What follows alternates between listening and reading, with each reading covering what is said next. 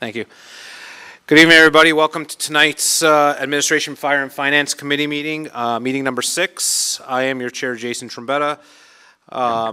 Due to the efforts of COVID-19 to protect all individuals, council chambers will not be open to the public. The public may submit their matters of the agenda to Jay Shimmy at West Lincoln before 4:30. And please be advised that this meeting is being live streamed and recorded on the township's website following the meeting. So we have a land acknowledgement statement that the town of West Lincoln, being a part of the Niagara region, is situated on treaty land. The land is steeped in rich history of the First Nations, such as the Hattaway-Wendoronk, the Haudenosaunee, and the Anishinaabe, including the Mississaugas of the Credit First Nation. There are many First Nations, Métis, and Inuit people from across Turtle Island that live and work in the Niagara region today. The township of West Lincoln, as a part of the regional municipal of Niagara, stands with all Indigenous people, past and present, in promoting the wise stewardships of the land in which we live. Members of committee, is there any change in order of items on the agenda? Seeing none. Again, is there any disclosure of pecuniary interest or conflict of interest? Seeing none. We have an appointment this evening. Back in our council or committee meeting is Mr. Stephen Seuss. He has an appointment and a motion for the Township of West Lincoln to declare a state of emergency on mental health and homeless and addiction. So I will turn, and then afterwards there is a recommendation. So I will turn the floor over to Mr. Seuss. Welcome once again. Thank you for joining us this evening. Thank you for your indulgence, Mr. Chair. And I'm glad to be back with West Lincoln Council to give you an update first on the state of emergency. We were successful in the city of Thorold on declaring a state of emergency on mental health, homelessness, and addiction. Of course, I was proud to have the support, the unanimous support of 11 out of 12 of Niagara area's municipalities requesting that Niagara Regional Council declare an emergency on mental health, homelessness, and addiction.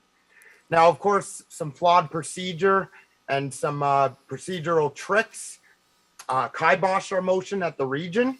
It was a spit in the face to the 11 municipalities who unanimously supported it, including all of the councillors of West Lincoln and the people they represent in all 3 wards. So now that we have a state of emergency for City of Thorold implemented by Thorold Council and Mayor Terry Ugolini, the course of action that I've been working with councillors on and speaking with Mayor Bilsman about, the course of action now is we are seeking an endorsement of the City of Thorold resolution on the state of emergency for mental health, homelessness, and addiction, and to have all the Niagara area municipalities copied on that. We also would like, to see in our works a letter to Niagara Regional Council asking them to reconsider their stance on the state of emergency on mental health, homelessness, and addiction. Listen, they shut down debate. They didn't let this issue see the light of day. They wrongly labeled it as a reconsideration item when it had never been voted on before. Something has to be considered before it's reconsidered. We need to take action as a council to ensure that this wrong continues to be righted. And so on top of the endorsement of the resolution and on top of the letter to Niagara Regional Council, I've been working with councillors and the mayor, and I would also like to see the funding formula for mental health, homelessness, and addiction obtained. And we're going to go through Sam Osterhoff's office, the MPP of Niagara West, to ask for that. Because I've been having people reach out to me, and they've been saying there's some serious flaws in the funding formula. Kathy Cousins, the director of homelessness at the Niagara region, has been to Queen's Park advocating to change this funding formula. So we talk about how do we get the money to the end user? How do we utilize the money in the system to the best we can? So we need that funding formula so that we can challenge it. Because if Hamilton is getting double the funding for the same population, then we have an issue. And I was proud to speak with the mayor today about local efforts. I explained, I was on Global News today talking about the state of emergency on mental health, homelessness, and addiction. So this has reached national levels. And of course, you all remember that I had petition E3351 with the MP, Dean Allison. We'll be bringing that back as well. Very happy to hear that the West Lincoln Fire Department is now carrying the lock zone. big victory there. Means a lot to me as an advocate. I think that everybody should carry naloxone.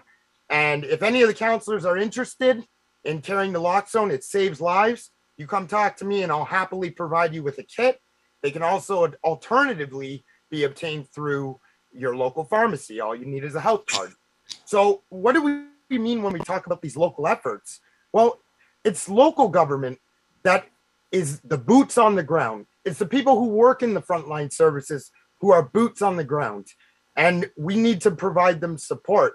Like I said to you last time I presented, everybody has a role to play in mental health, homelessness, and addiction. We all have a responsibility. So jurisdictionally, we all do.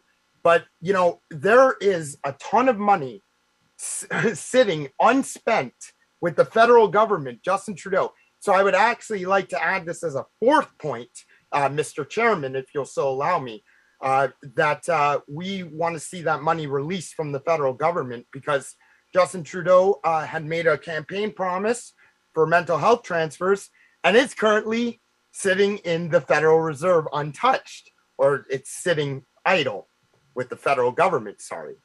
So these are all very important things to improve our system. We want to get the flow of money to the end user. That's very important, because the services, and I've been through it, a little bit of my testimony, a little bit of my lived experience. I've shared this with the community, and I'm so happy to get to share my experience and hope that it will help others. So we want to see the federal government also acting on these issues. So Mr. Chairman, I would add that as a point. So that's the extent of my presentation. I think I'm proud to have West Lincoln as a partner last year in the request to declare an emergency, but I'd be very proud to have West Lincoln as a partner once again. And let's rally around Thorold, guys. They've declared. They took a brave step there. They said, we're not going to accept what happened at the region. There are people who need help. You look at a service like Safe Beds, for example. I'll get back to that point. I've stayed in Safe Beds, but here's the thing. I made so much progress there, because it's for mental health in crisis.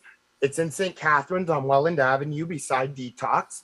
I made so much progress in this program, but it was only for 3 to 5 days. Such a short term.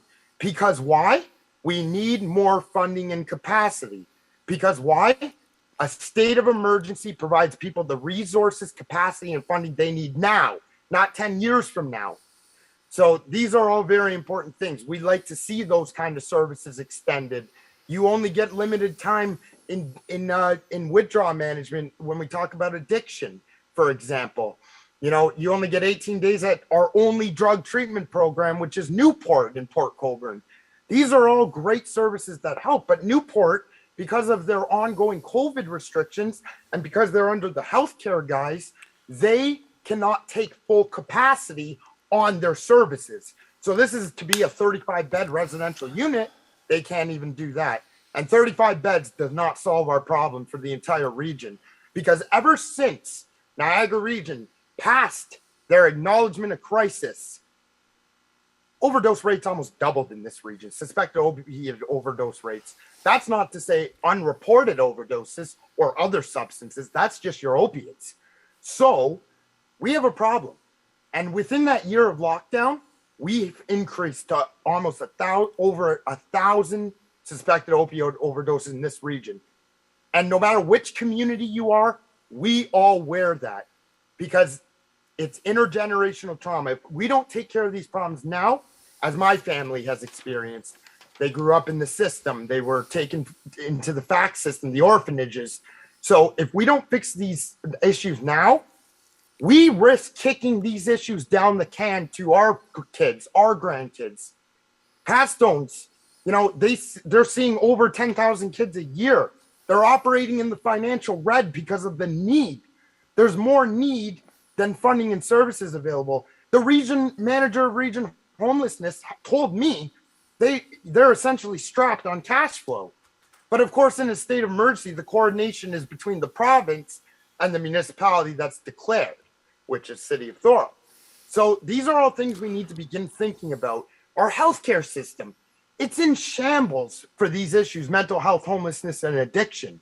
You know, they need more therapeutic approaches in mental health care. They need to treat people better in mental health care. My dear friend Wayne Campbell, Niagara Falls counselor, everybody knows him. And a little bit of his testimony is that Katie, his daughter, Katie Campbell, took her own life via suicide. She went to those systems and she tried to get the help, and she was just sent silo to silo to silo. And it's the same thing that happened to me, because these services are short term and they may not fit the needs of what people need. I was told at one point in the heart of my addiction that I was too intense for these services, that they didn't meet what I needed as an individual. And, you know, I've seen the system give up on people. And I've been told by the system that they've given up on me. I never counsel West Lincoln Council. I never want anybody to feel that way. I never want anybody to feel like they're not important and that this community does not love them and embrace them. Tonight, let's stand together again as a united front, as people who genuinely care about the issues of mental health, homelessness, and addiction, and who want to see our communities flourish. Because these issues don't only affect mental health, homelessness, employment, they connect to food security, they connect to unemployment. People cannot be labor productive if they're not well. They can't go out and find jobs if they're homeless, mentally ill, and addicted. You know how hard it is to manage that? So all these things are interconnected. It's our responsibility tonight to pass these recommendations and to keep the fight going for better mental health, homelessness, and addiction services in this region. I thank you, Council, for your indulgence. I was so proud to get to meet with Mayor Dave Bilsma and Sam Osterhoff and speak with Global News. These are all steps we're going to make. You all know Steve Seuss, and you know I will not give up on these issues until we see these. We keep seeing these small victories, and eventually they'll lead to a big victory. I appreciate your indulgence, Mr. Chair. Thank you, Mr. Seuss, for your presentation. It's a lot of information and a lot of valid points that you bring forward. So I do have a recommendation. So I'm going to read the recommendation, and then I'll open it up afterwards to members of the committee for comments or questions. So the recommendation reads, whereas according to the Province of Ontario Emergency Response Plan 2008, Canadian municipalities are free to declare states of emergencies in response to any situation or implementing situation caused by the forces of nature, an accident, an intentional act of otherwise that constitutes a danger of a major proportion to life or property. Whereas 11/12 of the Niagara area municipalities have unanimously requested that the Niagara region declare a state of emergency on mental health, homelessness, and addiction. West Lincoln previously unanimously supported a motion requesting the Niagara region declare a state of emergency on mental health, homelessness, and addiction. And whereas Niagara EMS reported 1,001 suspected opioid overdoses 2021 and 210 suspected opioid overdoses already this year in April of 2022. And whereas Niagara suicide rate of 9.8 deaths per 100,000 is higher than the provincial average of 7.7 deaths per 100,000 in Ontario StatsCan. I think that is 100,000. It might be a little typo there, but please go through. Be it resolved that West Lincoln Township Council direct Mayor Dave Bosma as the head of council to declare a state of emergency on mental health and addiction in the Township of West Lincoln. Furthermore, that the Ontario Minister of Solicitor General Emergency Management Ontario and the Premier of Ontario, the Ontario Ministry of Community and Social Services, the Ontario Associate Minister of Mental Health, all Niagara area MPPs, and all Niagara municipalities to be copied on this resolution. So moved, Mr. Chair. So moved. So moved. Okay, so moved by Mr. Mayor, seconded by Councillor Riley. I've been advised that there is an amendment to this motion. I have been advised, so now that I have a mover and a seconder, I will. I'll move the amendment, Mr. If there is an amendment, I'm looking for a seconder for the amendment as well. Would you like me to read the amendment prior, or Yes. prior to obviously? I think you need to move it before. Sorry, you need to read it and then. I'll read the amendment. So I'll just so everyone's aware. The amendment we have to this is that the motion presented by Stephen Seuss at June 20th, 2022 Administration Fire Finance Committee meeting be amended by removing the following sections of the motion. Be it resolved that the West Lincoln Township Council direct Mayor Dave Bosma as the head of council to declare a state of emergency on mental health and addiction in the Township of West Lincoln and replacing it with the following sections.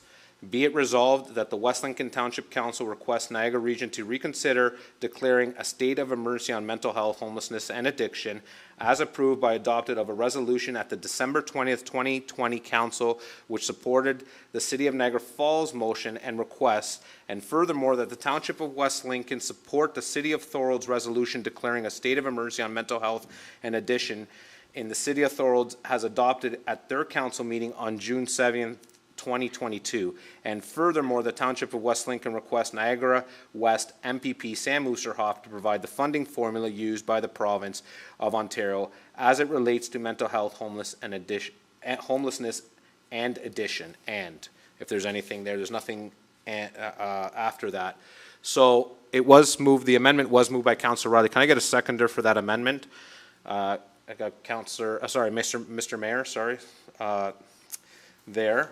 So, hold on, let me gather my notes here. So, I would need committee to vote on that amendment, so. So at this After point, I think we discussion. could probably After, up I'll for open it up to discussion. discussion, yeah. Sorry, 'cause I'm just reading through the emails of correspondence here, so bear with me. So I will move it up to members of committees for discussion. So I got Councillor Riley, then Mr. Mayor. Okay, perfect. Thank you, Mr. Chair. And I think just for a little added clarity, where this amendment came from is Stephen Sues himself, as well as myself and the mayor, had also been in communication over the weekend and figuring out how to best approach this. I think, when we looked at what was currently going to be before us and where West Lincoln fits as a whole, to declare a state of emergency may be perceived to some as maybe we didn't hit that threshold to declare that state of emergency. So we felt that the next best approach would be to address the things that were going to help this be successful in ensuring that this voice continues to be heard. And so in consultation with Mr. Sues, he was agreed upon that this was a very appropriate and very right direction, a motion to put forward, and we have nothing but confidence that council and committee will support this. I guess I want to start by thanking Mr. Sues for his presentation, his continued advocacy on this topic here. As we remember, it wasn't that long ago when he first came to us asking for that support, and I think we can all say, it was unanimously supported, not just by us, but 11 other, or I guess 10 other municipalities, making 11 out of 12. I will say as a councillor myself, I was disappointed that his motion did not make it all the way to the region and that it was not able to get the opportunity that other motions have received. So I think that's a very, very disappointing, and hopefully this time the region will take into consideration that we do want this talked about and we do want this debated about, and I think the timing might be great for that, considering where we are in the pandemic and the cases and situations we're hearing among our community.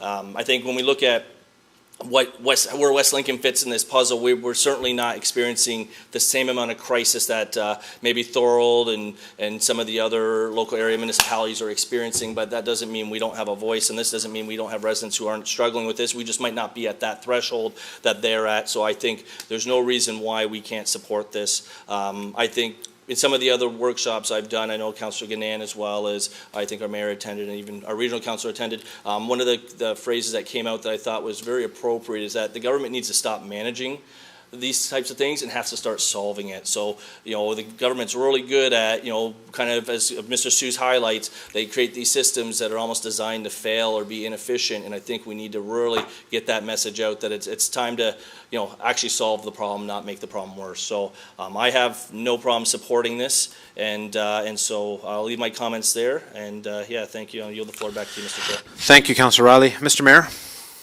Yeah, you know what? I really don't need to repeat anything Councillor Riley said. I wholeheartedly agree for the same reasons, and so I'll leave it at that, Mr. Chair. Okay. Any other members of committee want any comments?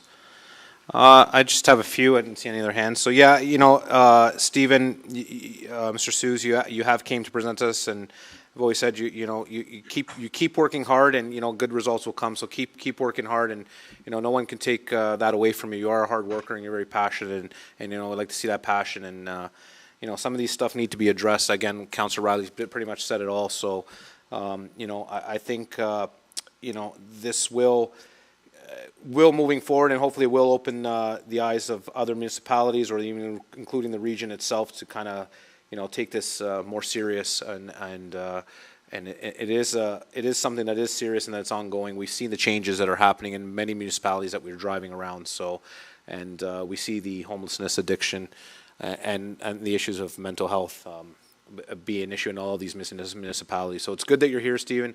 Thank you very much as always. We appreciate your presentation. Councillor Rayner, do you have a comment? I saw your hand up. Yes, I just have a question. The money that you want, how much is it and what will it be used for? Thank you, Councillor Rayner. That's me, Stephen, Mr. go ahead. Chairman. Okay. So, in a state of emergency, as I mentioned, the coordination is between the province and the municipality, Council Rayner. So, we're essentially, what we're doing is coming up with a wish list of what we want to see in terms of services. So right now, there's no set amount, but I can give you some figures instead in place of that. I can give you the figures that the Canadian economy is losing $50 billion a year on the issues of mental health. That's reflected in lost labor productivity, in healthcare costs, in criminal justice costs. For substance abuse, it's $40 billion a year, Councillor Rayner. Those are figures that are important. So though that coordination is still ongoing between the province and the city of Thorold, I can say that if we don't take a chance at mitigating these costs, or we don't take action at mitigating these costs, then it's going to be bad for our economy moving forward. You know, $40 billion and $50 billion is a lot of money, and that's what we're losing. So if we don't take action and these strong local efforts, we don't have any opportunity to mitigate those costs. I hope I can. I hope I assisted Councillor Rayner to the best of my ability with this question. Thank you, Stephen. Does that help, Councillor? Any further questions? Well, it's just I have a little difficulty understanding it. I have a family member that's a paramedic, and he hates going to Niagara Falls. He said the same addict ODs twice in the same shift, and we got to take him to the hospital. Who's paying for it? Taxpayers. They don't even get billed the ambulance. You and I get called for an ambulance to our house. We get billed. How do you stop this? Where is the accountability? I mean, it's just OD all you want. It's no cost to you. You're not productive in society. Councillor Rayner, I'm just confused. So hold by no, all one sec, Councillor Rayner. This is why we know that there is a problem in these municipalities. This is not especially in the bigger municipalities. Things, you know, and I'll even speak. You know, I drive into St. Catharines. You guys know where I will work, and you know what? There's areas that have completely drastically changed because of homelessness and addiction, and especially in many municipalities. So this is what this is doing tonight, is to put the province on board, put the local MPPs on board, letting the region know on board that this is a crisis, and you know we're trying to alleviate some of the problems in all these municipalities. So, you know, so it's a call to action is what we're looking for right now, Mr. Mayor, Mr. Councillor Rayner. I just want to say, to Councillor Rayner about his point about, you know, an addict overdosing twice. You know, the thing is, addiction is not a choice. People are predisposed to addiction through certain mechanisms such as trauma, which changes the messaging to your brain from the frontal cortex to the primitive brain. So, you know, where it's like saying, you know, the choice to be homeless. People make the choice to be homeless. They have underlying mental health and addiction that is not giving them the best judgment, that is clouding their brain. There's nobody who wants to freeze under a bridge. There's nobody who wants to be homeless. Even if they said it to a worker, they don't mean it because there's underlying circumstances. So yes, it is costly to the system. I agree with Councillor Rayner about, you know, issues like offloading is a problem in the hospitals where the police have to have the burden, not the burden, but the police have the duty of care until they're released to the PERT, Psychiatric Emergency Response Team. The police have to watch them. And of course, that's a very expensive venture. But if we, Councillor Rayner, if we don't deal with these issues, you know, if we don't deal with these issues, we have to treat the cure, not the symptom. And so you look at EMS, for example, this state of emergency and getting more addiction services will prevent more overdoses. if we can mitigate the overdoses. The United States declared an emergency on opiates, and opiate use fell by 5%. That takes the stress and the burden off the Niagara EMS system or the paramedic system. So I agree with Councilor Rayner, but I want to make sure that people know, those misconceptions that addiction is a choice, not a choice. Addiction is not a choice, and homelessness is not a choice. So I just want to make sure that's clear, and I hope I again addressed Councilor Rayner's concerns. Thank you, Stephen. Councilor Rayner, anything further, or can I move on to the vote on the amendment here? No, you move on. Thank you, Councilor Rayner. Okay, seeing that we had it moved by Councilor Riley and Mr. Mayor, do members of committee, you guys heard the amendment to the motion, so I'll call the vote on the amendment to the motion in hand. All those in favor of the amendment? Just waiting there, okay, and that carries unanimously. And then we also need, and now we had a mover and a seconder for the original motion was Councilor Riley and Mr. Mayor. So the original other way around, yeah, the other way around, but that's okay. Oh, sorry, Mr. Mayor, and seconded by Councilor Riley. I knew I had both used right, just didn't know the proper order. So I'll just like to call the vote as the original motion as amended. So all those in favor of the original motion as amended, and that carries unanimously. Thank you, Mr. Seuss. Appreciate your time this evening, and appreciate your presentation as always. Thank you, councilors. I appreciate all of you, and another victory for mental health, homelessness, and addiction. Much appreciated. God bless. Thank you. Thank you. See you, Stephen. See you, Stephen. Okay, moving on, members of committee. We have another presentation, item A42-22. Jordan Gonda, Senior Asset Management Consultant for PSD Citywide, Inc. Sorry, I'm just going to go to my notes here. The Township of West Lincoln Asset Management, refer to Treasurer and Director Report of Finance, report number T19-2022. Welcome, Mr. Gonda. Thank you for joining us tonight. Welcome, Mayor and Council. So I'll be presenting the 2021 Asset Management Plan to Council of West Lincoln. I'm just going to share my screen here. Yep. Just give me 2 seconds.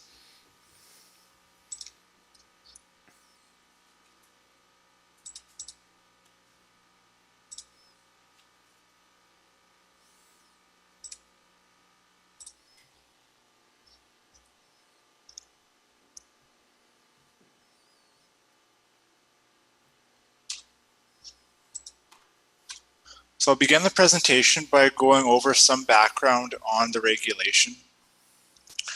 So there's the Ontario Regulation 58817. This regulation sets a set of staged requirements for municipalities in the province to advance their asset management program. I'll get into shortly what asset management is and about the plan, but just going over the progress of West Lincoln so far and what's going ahead. Right now, we're at year 2022. So far, the township has completed the first 2 stages of this regulation. Namely, in 2019, it's the development of an asset management policy, which states various commitments to an asset management program. And then in 2021, 2022, we've worked with the township and developed an asset management plan.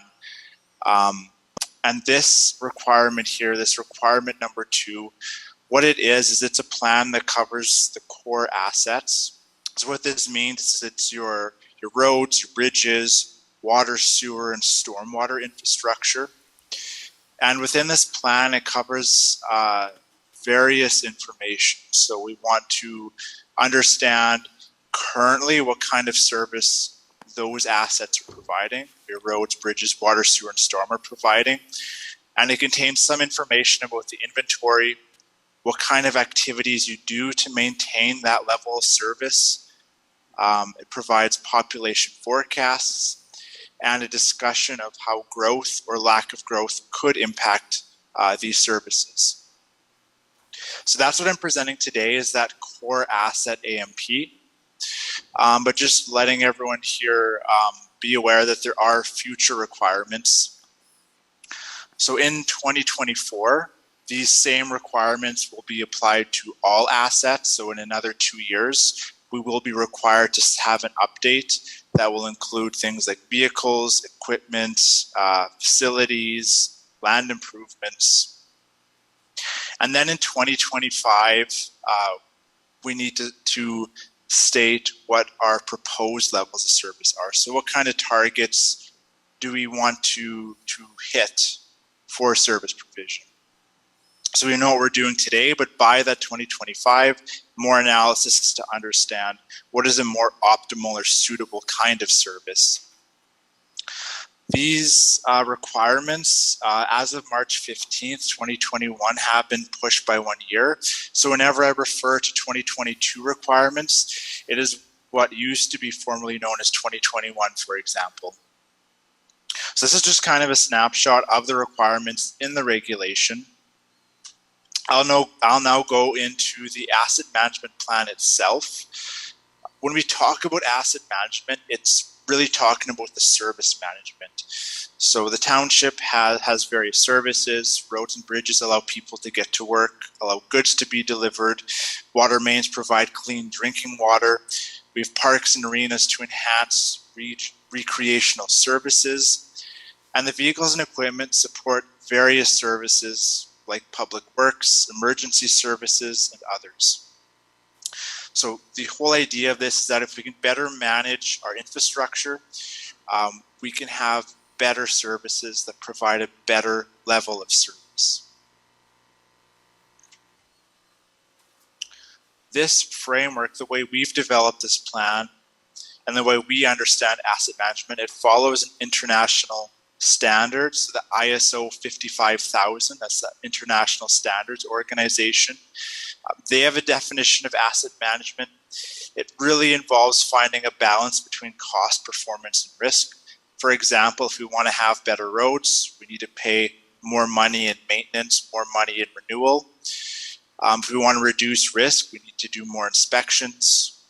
So with asset management, when we say level of service, it's about how do we find the balance between these different competing priorities and understand what we're delivering today and possibly what we want to do into the future. So this is what we've done for the asset management plans. We've done a lot of analysis to understand this balance currently for the core assets.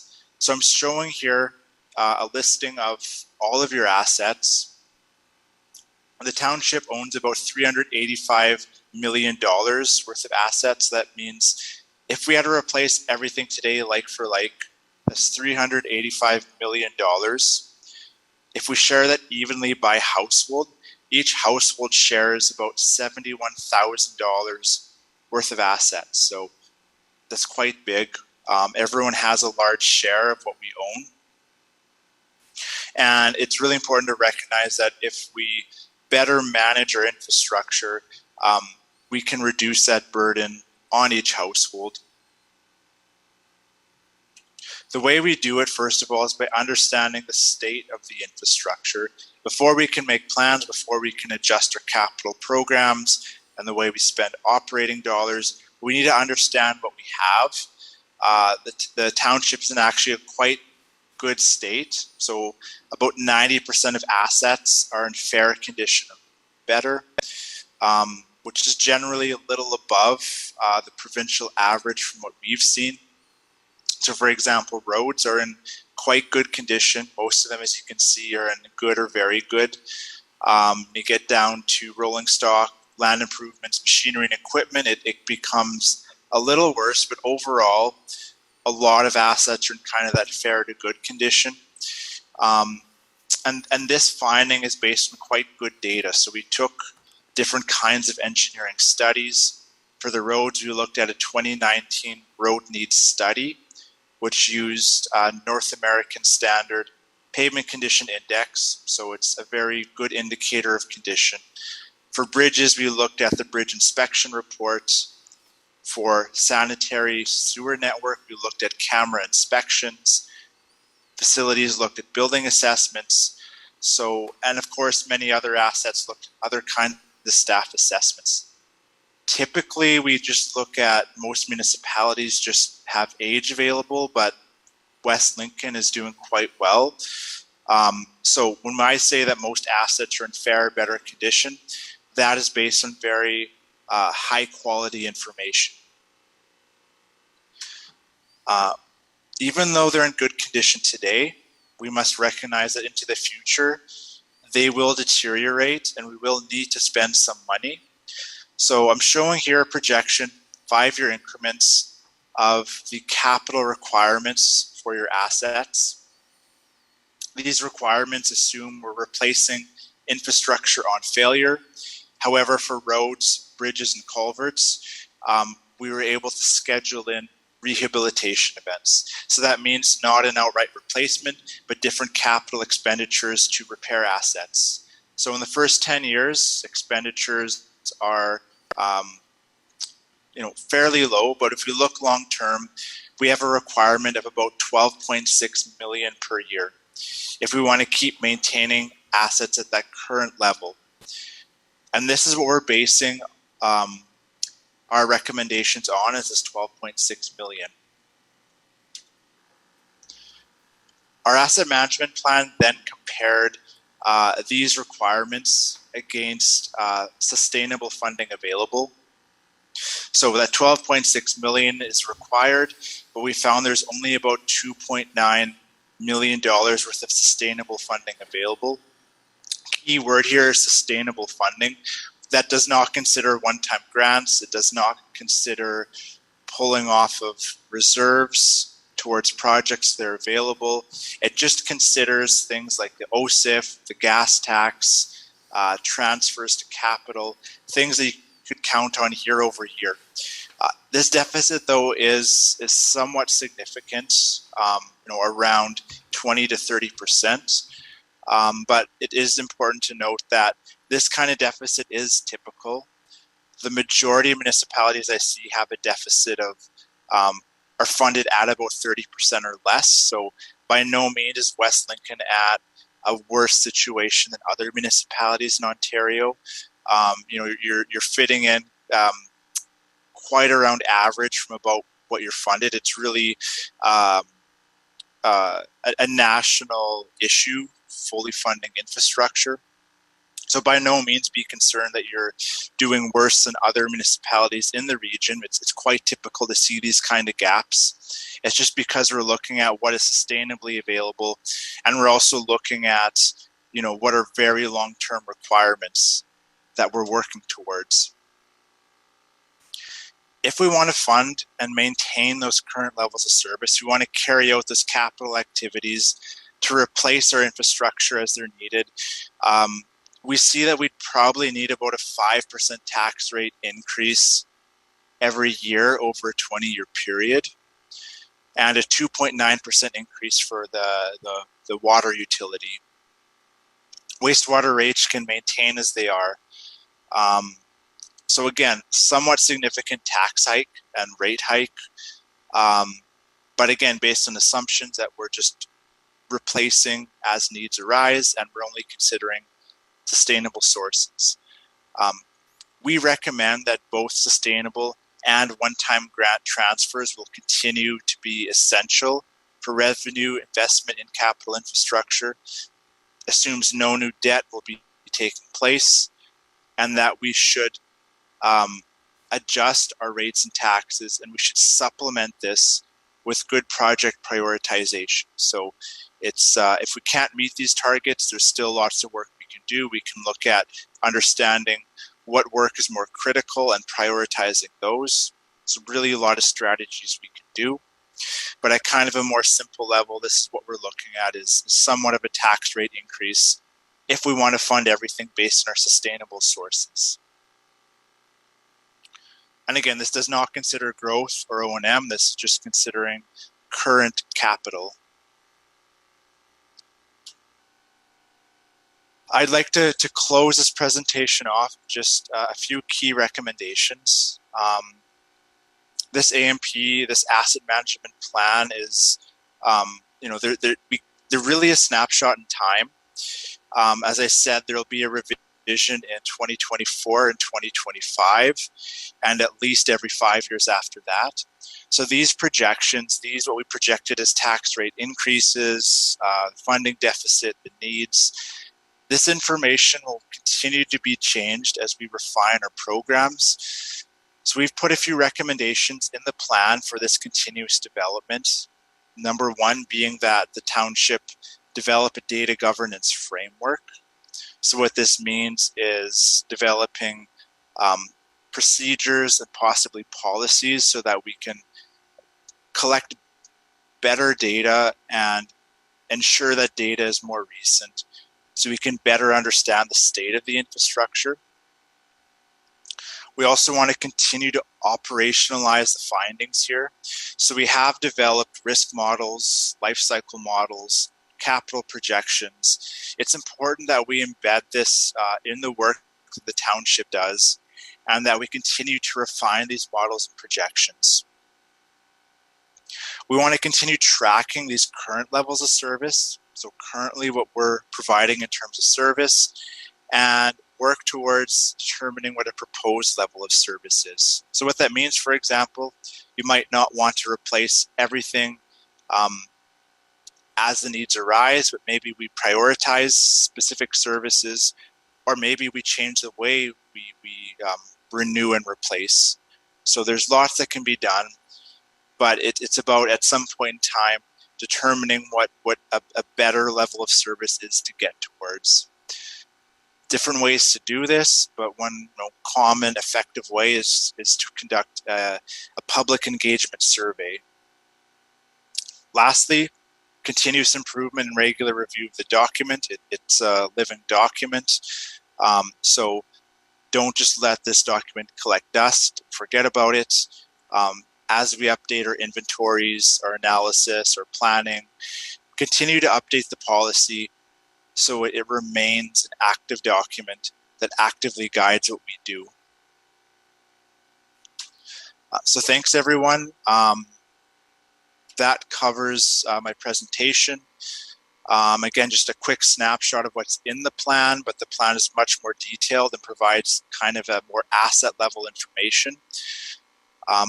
So what I'll do now is I'll turn it over to you, Mr. Mayor, and I'll accept any questions Mayor and Council may have. Okay, members of committee, any comments or questions? Okay. Oh, Mr. Mayor, go ahead.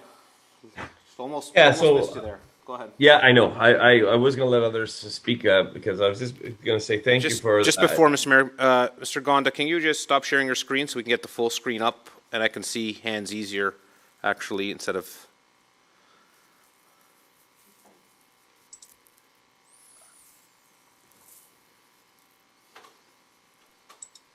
Because on my screen, you're in the corner. Yes, sorry, my apologies.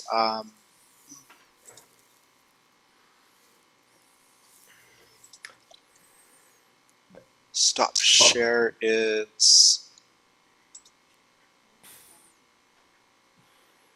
Well, Jordan, I don't have. Go ahead, Mr. Mayor. You got the floor. Go ahead. Yeah.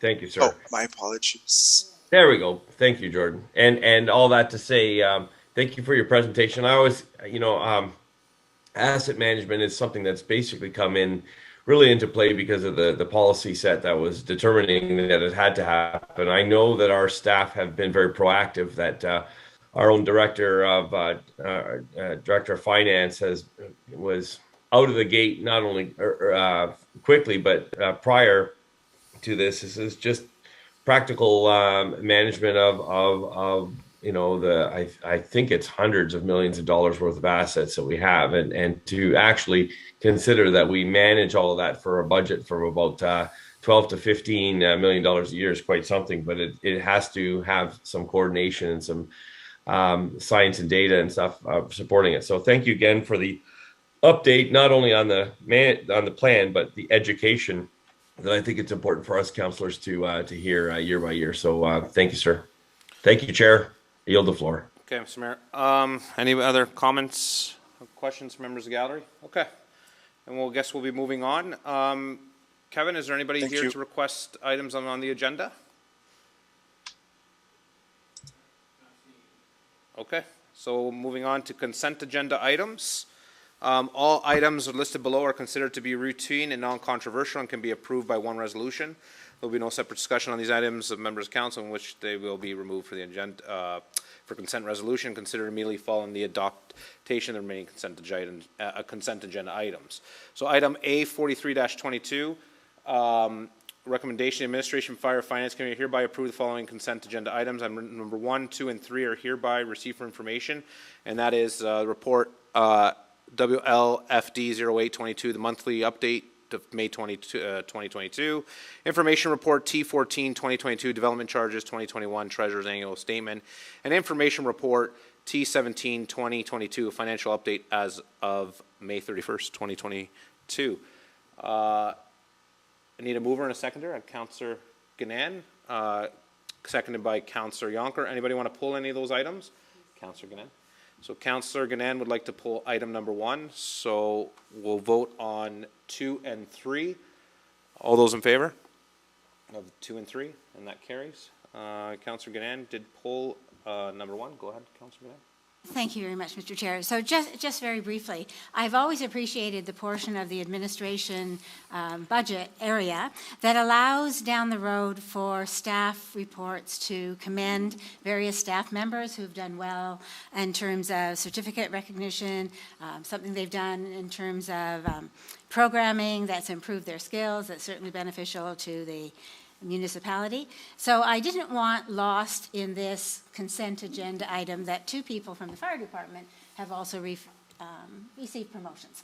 And so I would just like to mention congratulations to Mike Perry, who's been promoted to Lieutenant Training Officer for Station 2, and to Tamara Clark, who's promoted to Lieutenant, also Fire Prevention and Public Education Officer for Station 1.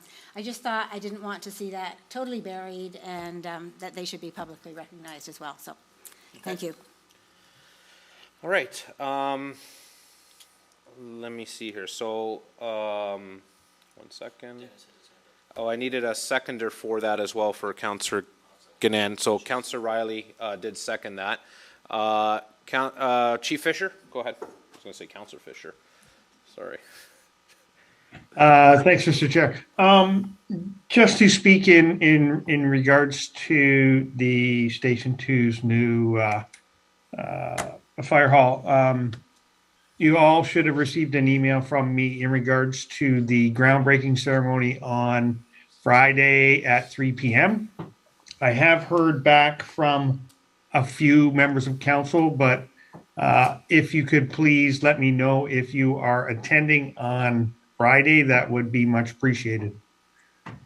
Thank you, Chief. So yeah, just so it is at 3 o'clock at Fire Station 2 on this Friday at 3 p.m. I saw Councillor Yonker, then I'll go to Councillor Rayner. Go ahead, Councillor Yonker. Yeah, sir. I was just going to say, I might as well tell the chief I'd love to come, but I am stuck moving my in-laws Friday, so got to do a family duty. So I'd rather be with yous, but I'm stuck with my in-laws. I bet you there's a lot of people that would probably have the same sort of statement, Councillor Yonker. Hopefully they don't watch this recording. Let's hope not. Let's hope it's not live stream in their living room right now. Councillor Rayner. Thank you. Through you to the fire chief, is that so you can determine how many silver or gold-plated shovels you have to bring? It will determine on how many shovels I will be bringing. Maybe not gold-plated or silver-plated, but there will be a number of shovels, yes. Thought that might be the reason. Okay. So any other comments or questions, Councillor Rayner? No, that was just inquiring. Okay. That's all. Okay, that's good. Just to follow up, Chief, it's just obviously it's just members of council, the media, members of of staff, I guess, and is there like coffee or something afterwards, or is just some quick kind of photo thing and just moving on, I guess? Is that the idea?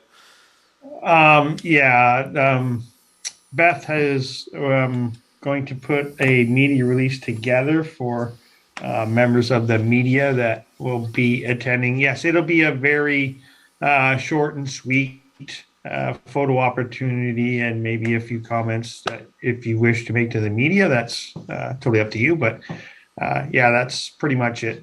Okay. That's kind of why it was kind of set at the end of the day too. Perfect, thank you. Thank you. Councilor Ranger, have your hand up for a second time? Yeah, through the chief, will there be hard hats also? That would be correct. Oh, good, 'cause I was gonna say it's a sunny day and the camera wouldn't reflect well on my forehead, so I just wanted to make sure that we had that covered. Camera glare. Okay. Would that mean that you would be attending, Councilor Rayner?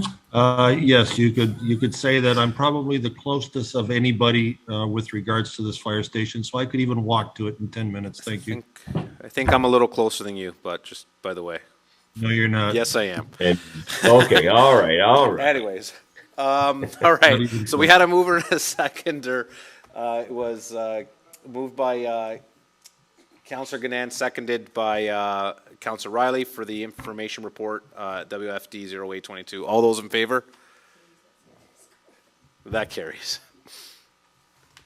Moving on, item A44-22, Anne Marie Norio, the regional clerk, reads Niagara Regional Report PHD 2-2022 and bylaw 2022-35 water pipe smoking bylaw. The recommendation that the council of the Township of West Lincoln consents to the passage of the water pipe bylaw of the region municipality of Niagara, being a bylaw to regulate water pipe smoking in the region. I need a mover for that. Councillor Bradrick, seconded by Mr. Mayor. Any comments or questions? Mr. Mayor, is that you, or you're just delayed there? Councillor Yonkers? Yeah, it's just water pipe. Is that the vaping thing that our society's taken up? I'm guessing that's what it is. No, I'm not. Good question. So what is it? It could. Okay, I'll return this to Madam CAO. Hi there. Through you, Chair Trumbetta. What they're referring to are sort of the I think it's called hookah pipe, and they're quite often done in restaurant settings, and there actually are apparently some places where that's what is done. I'm not too sure anything more beyond that, but it's you might have seen one where there's a number of pipes that come off of a very ornate urn. Yeah. Okay. That's as best of a description. It's a little bit more of a Middle Eastern tradition, but it's catching on. Yeah. Okay. Okay. Perfect. Thanks for that. All right. So, you guys, everyone's seen that motion by the region. All those in favor? And that carries. Moving on, staff reports.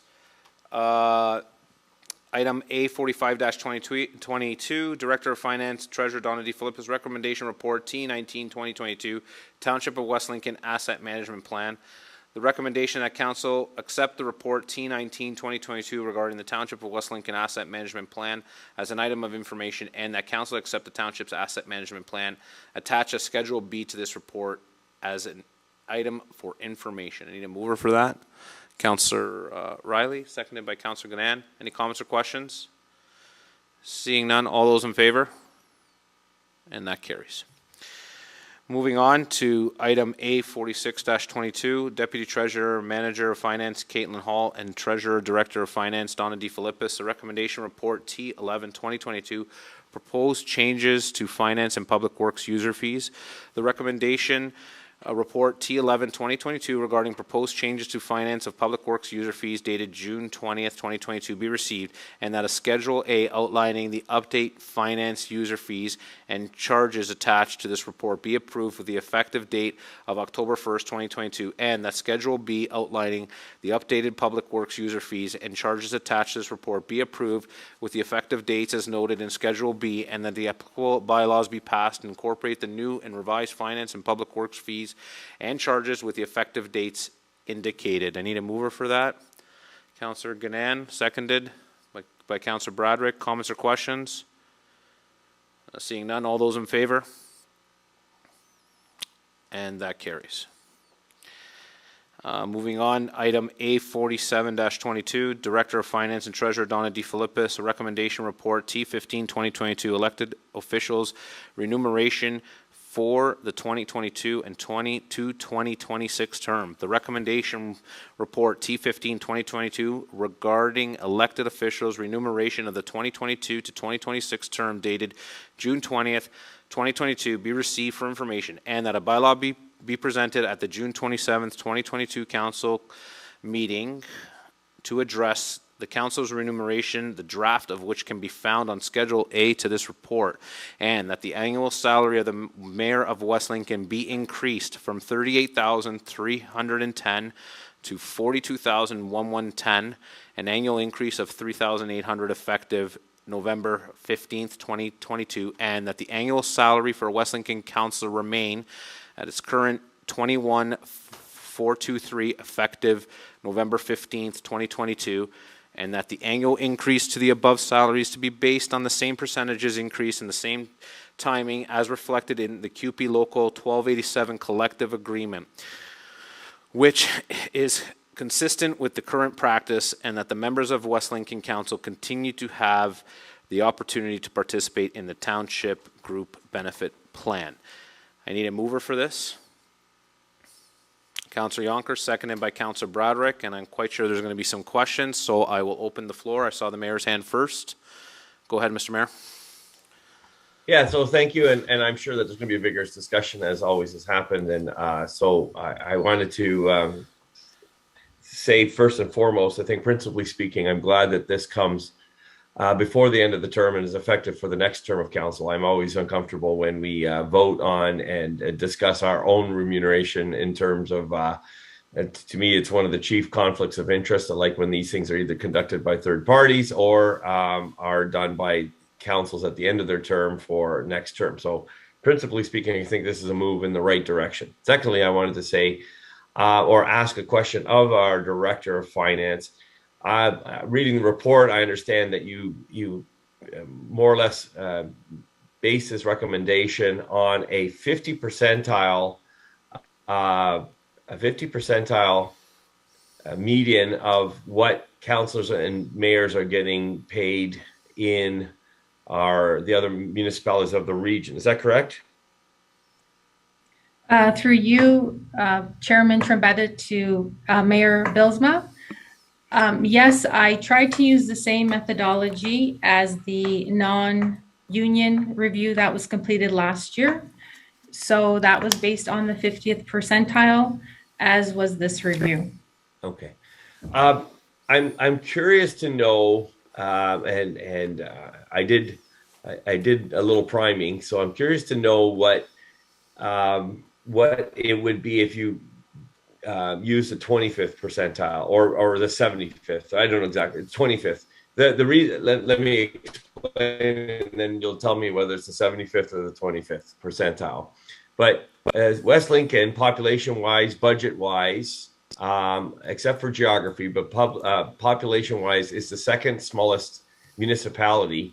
And I think that going for the 50th percentile is perhaps a bit of an overrepresentation in terms, or over tax burden, perhaps, for the size of the municipality that we serve. And so I think it would be a little bit more appropriate to see how those numbers change at the 25th percentile for councillor and for mayor, if we kind of went with that level. And again, I guess it's as arbitrary as the 50 percentile. Did you run those numbers, Madam Treasurer? Yeah, through Chairman Trombetta to Mayor Bilsma. Yes, I've done analysis for the 25th percentile. So that means it would be the last quarter of the matrix. And I've also run it for the 75th percentile, which would mean the top 25%. Again, I did not use those because I based it on the non-union, but I can share those numbers with you if you can just bear with me. Let me see what this one.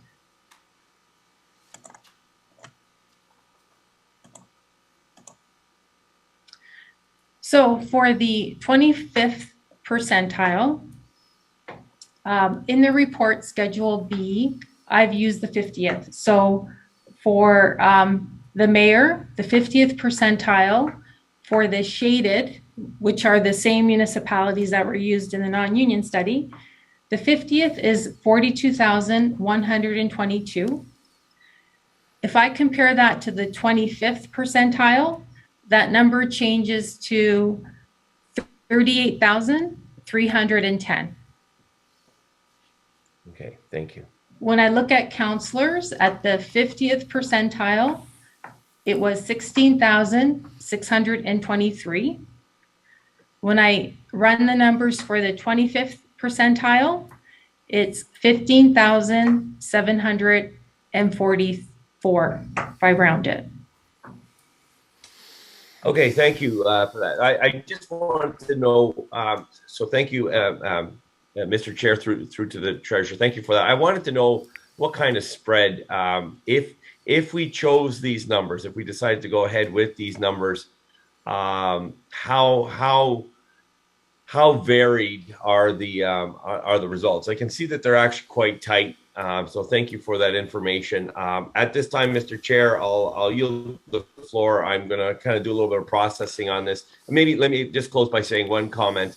In general, I can agree with everything except item 3. And as speaking as a mayor, I think that the 38,310 that would be going to the mayor next year is sufficient. My opinion, of course, is that it's sufficient. So I would just leave that salary at the 38,310, and so just have that one modified similarly to the number 4, and just say that they remain the same. We've done a review, and I'm comfortable with that. So just that would be my closing comment, Mr. Chair. So I have Councillor Bradrick, and I think I have Councillor Gannan after that. So Councillor Bradrick. Thank you, Chair. Through you to the Director DeFilippis. I noticed in the numbers, the shaded numbers on your table, and thank you very much for the encompassing report, that the Mayor of Fort Erie seems to be quite an outlier in the remuneration. Were you able to factor that, if you factored that annual income out, how would that net the 50 percentile at that point? Through you, Chairman Trombetta, to Councillor Bradrick. Just to confirm that the figure for Fort Erie is correct, it's been checked twice. If I run the 50th percentile and I exclude Fort Erie, the mayor, the new number is 41,740 compared to the current 42,122. So that would be the difference. It's not huge. Okay, thank you. Thank you, Councillor Broderick. Councillor Gannan. Thank you, Mr. Chair. I just wanted to say, as a confirmed candidate in the next election for the position of mayor, I really find it very difficult to vote in favor of what's going on. When there's no remuneration increase for councillors, I think it's a very uncomfortable position to be in, to have anyone consider increasing just the salary of the mayor. So if that is taken out, I would look at that very differently, but at this point in time, certainly I can't vote in favor of this. I would feel in an extreme conflict based on that. So thank you. Thank you, Councillor Gannan. Councillor Riley. Thank you, Mr. Chair. I guess when I looked at this report, always remember when this kind of first came before staff went and did the research and the homework. I know I expressed, and I think other members did as well, is looking for ways to, if anything, stay status quo or find things that were being not efficiently used so we could actually have a cost savings, not an increase. And I think, again, as I reflect to that conversation that took place, a lot of the realities of what's going on in the community and what's going on in our country, in our province, and the struggles that people are having is that I don't think any person here is looking to increase their compensation package whatsoever. If anything, I think some of us, at least myself, was hoping to find things that were at least when I look at the remuneration and the benefit package, which is not used by every member of council, but still is charged, X amount of dollars, was about $28,000. It's charged to the taxpayers for one or two councillors to use. To me, I felt like that was a situation where maybe there was room to remove that, save that money, and have that money reprioritized towards something else, like much needed things like improvement to our roads and other areas of infrastructure. But that's not what I have here in the report. In fact, the report here says that we need to keep, or the recommendation is to keep that portion there. And I respect that. I just think at the same time, seeing that anything come back, asking for an increase during a time where, we're on the cusp of a recession. Cost of food and housing and everything else in between is like skyrocketing, and for us to be looking at anything that's going to be increasing and adding that extra burden to the community, it's really not the right time. And so I guess my question to you, Mr. Chair, to our Director of Finance, is how much, what went into the decision to make the recommendation to keep the benefits in the remuneration package for councillors? Through you, Chairman Trombetta, to Councillor Riley. It was the same approach that was taken with the non-union review, to be consistent. It was very scientific and math. I just looked at the numbers, did the medians, looked at what other municipalities were offering. The summaries on Schedule B, most municipalities offer benefits, so I was not in a position to recommend removing benefits, not from my point of view.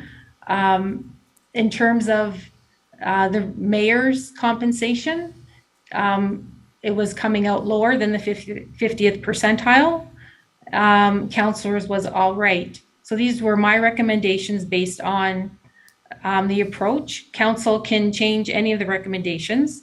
I think I tried to lay out where the numbers came from, how I used the data, so council could have, make a fulsome decision based on all the information in front of you. Okay, thank you. I guess one other question I have related to that as well is trying to get an understanding of where, when we look at our remuneration, sorry, maybe I should back up a little bit, and we're making approximately $21,400, and I think I have $63 here, might be a couple dollars off. When you look at maybe the people who take advantage of that, that essentially is extra compensation that other members around this horseshoe may not be receiving, so they're actually being paid more for the same job that we're all doing.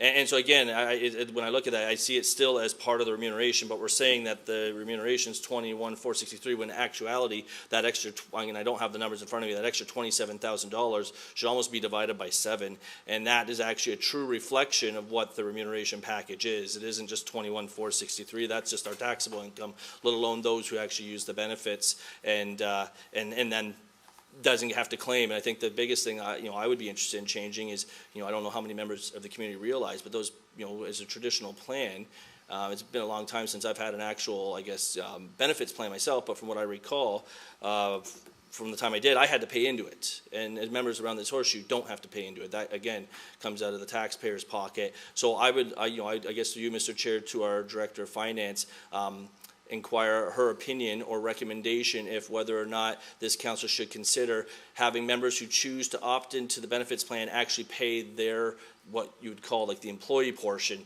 of that plan. Through Chairman Trombetta to Councillor Riley. I think if council wanted to offer benefits and have councillors pay for those benefits, it's something we could manage and we could administratively take care of if that was a decision of council. Okay. So, Mr. Chair, when the time comes to vote on the items, I think it'd be nice to vote on most of the items separately, and I think I would like to put that motion forward to at least be voted on, whether or not, if we're going to keep that in, and if it ends up being kept in, then I would also like to put the motion in that the councillors pay for their portion of the benefit package when that time comes. Thank you, Councillor. Councillor Yonker. Yeah, I think one thing we do have to keep in mind is, yeah, we all use things a little bit differently. Every counselor has an expense and whatsoever. So, and that's where I take part in the benefit plan, but I don't send in any expenses, right? Whereas supplies or anything. So, in a way, I think it's minute. I think that what we're talking about, and I think I would like to see it stay in because I do benefit from the benefits, but then I choose not to charge for any mileage or very little. I did when we were going way up to Chesley, but other than that, I never charged for anything else. There's no supplies that I charge for. We all do things a little bit different to take care of our residents and to save the money. And so I would like it to stay in as it is. It's definitely something that family uses, but I choose to not charge things that others are charging. If you look at the total of what each counselor costs at the end of the year, there's not much difference. So thank you, Mr. Thank Chair. you, Councillor Yonker. Councillor Rayner. Thank you, Mr. Chair. Further to the discussion here, my experience over the years in union and non-union discussions, having been general manager of many plants, you never go in taking stuff away. Taking stuff away is a setup for a fight, a lockout, demoralization, attitude. You never go into negotiations trying to take something away from somebody that you gave them. The result is never positive. And most unions, or all unions, will go into negotiations trying to get more than they had the previous time. And there's nothing on the table to say in lieu of that, we'll sacrifice something else. So to say with a meager salary of what we get, considering the fact that we make the major decisions of this township, it's our decisions that impact how this town will look in the next 100 years, in the next 200 years. Our position is very important. In the private sector, the salary would have reflected that. In the public sector, it's the opposite. They take advantage of that. For example, I come with an awful lot of high-level management experience, but I've never been paid $21,000 for my expertise or my opinion or my experience. You do it for other reasons. But by the same token, nobody likes to work for nothing. If you take a look at the past, just to give you an example how things have escalated and they haven't necessarily kept in proportion. As everybody knows here, I've been a counselor for an awful long time. In my first council, we had Bill Young. Bill Young was not only the CAO, but he was the director of finance. His salary at the end of the year did not qualify him to be on the sunshine list. We now have two people doing that job, and it cost over $320,000. But reflectively, back then, we made about $16,000 as counselors, but our salaries haven't tripled. Okay, So Councillor. there's examples of things that have not flowed consistently, and some do and some don't. So to me, that's something. The other thing is, we used to have a 1/3 tax-free benefit to being a counselor. That was taken away from us by the federal government, and we were supposed to have had that corrected so that it basically was neutral at the end of the year. Well, I know in my particular case, I asked my accountant and he said no. He said, actually, you're paying about $700 or $800 more than you were before because the balance to make it equal was not made equal.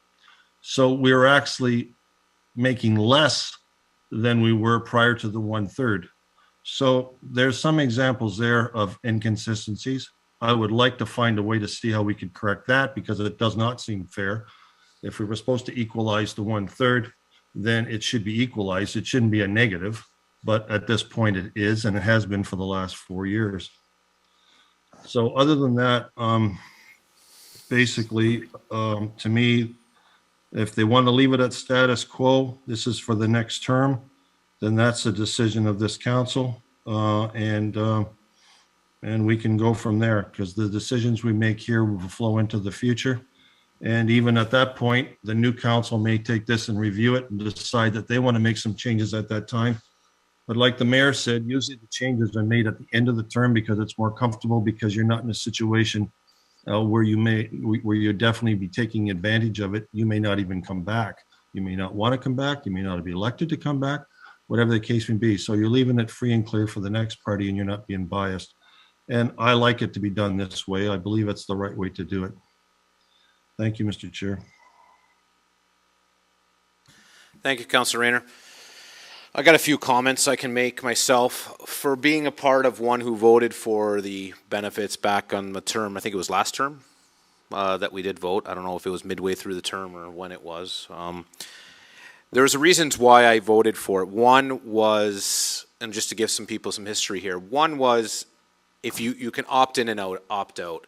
Two, our finances are reflected by a report that the Director of Finance issues at the end of the year on everything that is accrued to our council, including benefits or protocol, and we have to be responsible to the public for those decisions that we make. You know, benefits, I kind of agree with Councillor Rayner. You know, I when these things come about, you know, they do get to be sticky conversation amongst all councillors, but I believe in staying a status quo at this moment for everything, and you know, and wages and everything else should be status quo.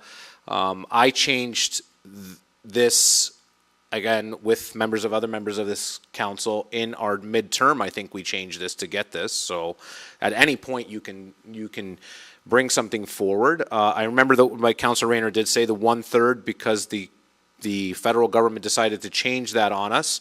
We are, and to be honest with you, I'm taxed pretty heavily, especially having full-time employment plus council. With this extra added wage, I'm taxed in a different bracket and immensely taxed. So the other statement I wanted to make is, you know, with the benefit staying, for some members of council, that attracts people to put their name forward. And, you know, and it attracts people to, you know, possibly say, hey, listen, you know, not that we get a $20,000 wage, but we also get some benefits. So maybe it attracts a different perspective, or it attracts somebody, you know, in the public that can look at that and say, you know, I'm going to put my name forward. And it's sort of it's a job as well as a service that, you know, could be enticing for someone to put their name forward and come to be an elected official. So again, I'm just saying some comments for the members here. I believe in staying a status quo right now, and you know, these things come. I know we have another one coming up again right after here. You know, the new council, the day, in whatever term they want to, in whatever year they want to, they can change it at any moment. So those are just my comments. I know I probably opened up a can of worms for other people, but I got Councillor Riley. He put his hand up, Mr. Mayor, for a second time already, and then I'll come to you, okay? Councillor Riley? Thank you. So I don't mind letting the mayor go first. I just wanted to speak to how I'd like to see us vote on these separately and not complicate the process and making an amendment to item number 6. So then I'll ask the clerk to join us because if we're going to be broken up. If Mr. Mayor has a question or feedback, but maybe this would be a good time for that. Go ahead, Mr. Mayor.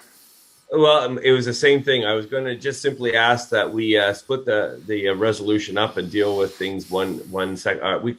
Mostly I want to deal with 3 separately. Okay. So you want 3 completely removed, Mr. Mayor?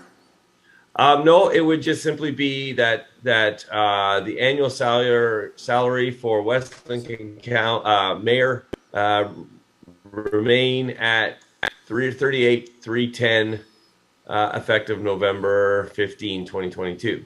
So just basically kibosh the increase for mayor. Just that would be the amendment, but I don't know if we need one. Yeah. So let me get the clerk on here, because that's where we're trying to decide things that usually the clerk will give us some more guidance here. So Madam Clerk, can you just join us? And you're there. Just so until Joanne jumps on. I think the best way is what will happen is, I think what the mayor's asking is we vote on these separately, or at least some of them will be separate, and then with that you don't even have to put an amendment or change the wording. That can get voted down, and then it stays status quo. Anything that's voted down will just stay how it currently is. So that would be one option. So Madam Clerk, I'll turn to you. What would be an easier format would you like to see here? Because I know that we want to, obviously the mayor has addressed number 3. I think, Councilor Riley, you wanted something else too, or? Yes, so maybe have I'll go and explain it all, but if the clerk wants to weigh in, if we should be amending these or if we should be voting on them. Go ahead, Madam Clerk. Firstly, based on what I've heard through the mayor, suggesting that the status quo for the mayor's salary stay the same, that would be an amendment to the recommendation of the treasurer's report. So we would have to amend section 3 of her recommendation that the mayor's annual salary remain at $38,310.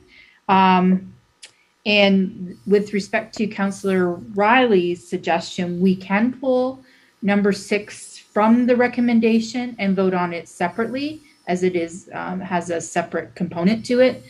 So if that is the wish, we can pull 6, vote on it separately, which may require either, if there's an amendment to it or whatever. But in the meantime, with what I'm hearing about the mayor's change is that would require an amendment to number 3. Okay. So would you like the amendment first right now, Madam Clerk? I would suggest we pull 6 out. So, okay. And we put an amendment forward for number 3, yes. Okay, so it was moved by Councillor Riley to pull number 6. I need a seconder to pull number 6. Yeah, okay. Are you going to do the item separately now? I think, and please, members of committee, it's going to get a little confusing. So, Mr. Chair, if I may, I think what the clerk was saying is we pull 6, so we don't worry about 6 right now, and then we amend 3, and then we can vote on 1 to 5, and then we bring back number 6, and I bring forward my amendment, and then we vote on that separately. I believe that's the roadmap she was explaining. In your brain, it's probably perfect. It's pretty. In your brain, it might be perfect. But we remove 6, so 6 is not an equation. So now we have to bring the amendment for 3. This is what you need to be asking right now. All right. This is this is a twister for myself tonight for being a counselor, because there's so many that got to get pulled. So if we can vote. We can vote. My suggestion would be, sorry, Mr. Chair, go ahead. I can just interrupt. My suggestion would be to put the amendment forward at this moment. Okay. Get a mover and seconder. Okay, so it was moved by the mayor. We'll continue to proceed, and then. So I'll go to the mayor because he moved it, and I have a seconded by Councillor Ganan. Okay, so my amendment would be simply that the annual salary for West Lincoln mayor remain at $38,310, effective November 15, 2022. That's my amendment, Mr. Chair. Okay, thank you. And it was seconded by Councillor Ganan. All those in favor of the amendment as stated for the mayor? And that carries. Okay. Now, Mr. Mayor, I would suggest then we deal with the polled item. The separate item, number 6. Yeah. And address that with a mover. Okay, and so a seconder, and put it on the table. That was moved by Councillor Riley to pull item number 6. I need a seconder to pull item number 6. Councillor Yonker. Okay. Comments or questions on number 6 prior? So now number 6, this is where I'd like to make the amendment that, in hearing everybody wanting to keep it, I'm going to support the idea that we leave it in. However, I would like to make a friendly amendment to this that those who choose to opt into this pay for their employee portion of it. So that's the amendment I'm making as we deal with this. So that's just a little add-on. So we'll let the clerk kind of wave her magic wand there. She has a better way of phrasing it than I do, and then this could be read back. The only question I have for that, can I ask a question on that? For the people to vote on that, we don't know an added cost for that for these members, right? So those members can opt out if they don't wish to opt in, right? I think we need to go to finance to actually give us I'd like to see But that's numbers. so that's the motion or the amendment, then now we can ask questions to whoever you want, right? Okay, I think that would have been fair. That's fine, that's a fair question. It'd have been fair to the members of committee that they have a So, cost, but I know how I'm voting anyways. But anyways, Councillor Yonker, go ahead. Yeah, I think we can just leave it as it is and see where the vote goes from here. Yeah, you're right. It's, You're right. and you have the opportunity to participate in it or not. Continue to have it, but right? given- There's that option. sorry, Okay, so that's fine. Councillor Riley, have your hand up, yeah? So since we have the director who looks like she's looking it up, I would like to know that information for public record of what the actual cost is per individual to, that the community pays for. Through you, Mayor, Chairman Trombetta to Councilor Riley. If you bear with me, I can tell you the cost. I have to be careful about, confidentiality, but I can tell you the cost of the group benefits in general. So if you can just bear with me, I have to open something. But just so on record, it's every employee in the municipality, it's not just council. Well, I'm referring to the council members who participate. What is that cost to the municipality for them to participate in it? So it's the individual, right? So let's say the number is, it costs $6,500 or $7,000 for that particular member for the year, then you divide it by 12, I guess, or however you want to look at it. We don't need a dollar-cent accurate number here. We're looking for even a round-up ballpark.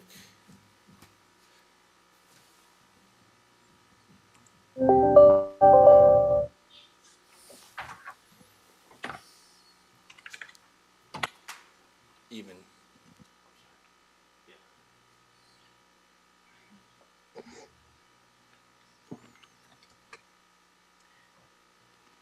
Okay. So group benefits, which include dependent life and your typical dental and health and accidental death and disbursement. It's approximately for family. It's approximately $570 a month. I do want to say that that does not mean that's the same cost for township employees, because township employees have certain benefits that councillors do not need, such as long-term disability. All right, so I just wanted to. So And that okay. family, that's a family plan. And I probably could just run the numbers here real quickly. What does that work out to annually? I feel like that's It's approximate, so that's through gonna be you, over 6 Chairman Trombetta to Council Riley, it's approximately $6,800 a year. All right, so almost $7,000. Okay, And that you show on your statements every year, correct, Donna? I believe so. Yeah, through you, Chairman Trombetta, it's outlined on the report that we usually bring to council in February or March So, every year. Again, this is no new information. This is what we have every year. We have. Okay, Councillor Goodan. Thank you, Mr. Chair. So to you, Donna, are other employees expected to pay a portion of the benefits that Councillor Riley is suggesting that members of council who take advantage of that group benefit pay a portion, the employee portion? Is that the expectation for all employees, that they pay a portion of their benefit package? Through you, Chairman Trombetta to Councillor Ganan, for these benefits that are given to councillors, because it does not include long-term disability, employees at the township that qualify for benefits do not pay into the plan. Okay, thank you. So what we would be asking is above and beyond what's expected of others. Okay, thank you.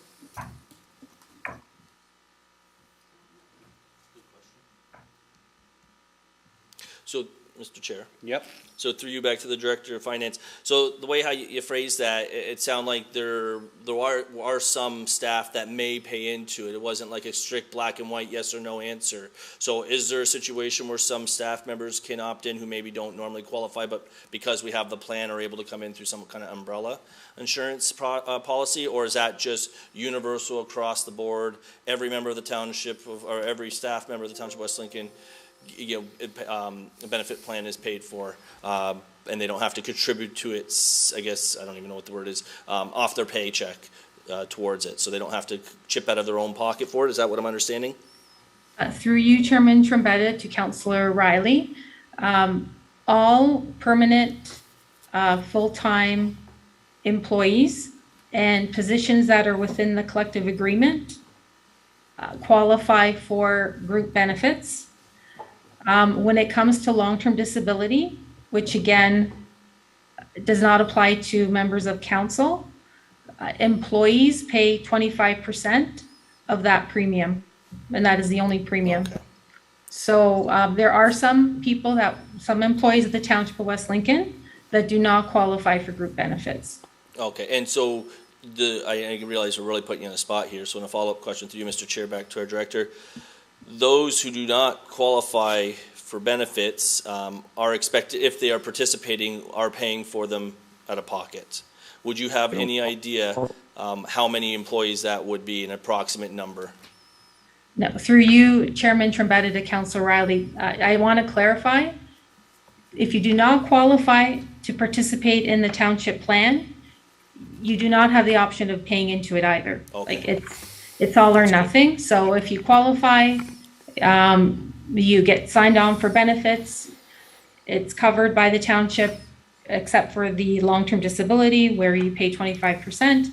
If you do not qualify, you just don't qualify. You do not have the option of buying in. Okay, so, Mr. Chair, lastly, sorry, I think at this point, in hearing that and some of the information I was not aware of, I will withdraw my amendment. And then at this point, I still want to obviously vote on this item separately. I will not be supporting it, but I just don't think it's appropriate for councillors to take advantage of such a program off the backs of taxpayers, but that's just my personal preference. And so at this point, I don't think there's any need to go forward with this, because I think it's... So there'll be no amendment on this, it's just going to be voting as is, and you want it pulled to, I want to vote on it have a separately. separate vote? Okay, Yes, that's please. fine. And I'll ask for a recorded vote as well. That's fine, yep.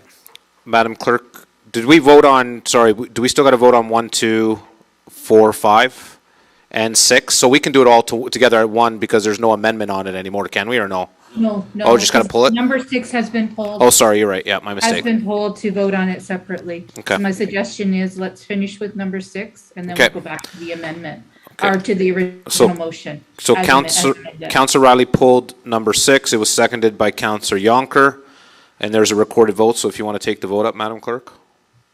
Okay, the recorded vote is on the, just to clarify, the recorded Just, vote is just on number, just on number number 6, yeah. Okay, thank you. Okay, Councillor Riley, Oppose? Councillor Braderick, Opposed. Councillor Ganan, Support.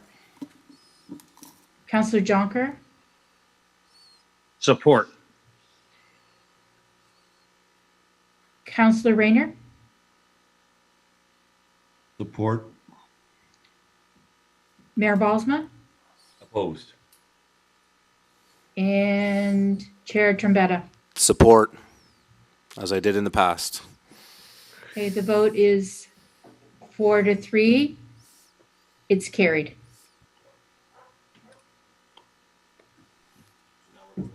Yeah.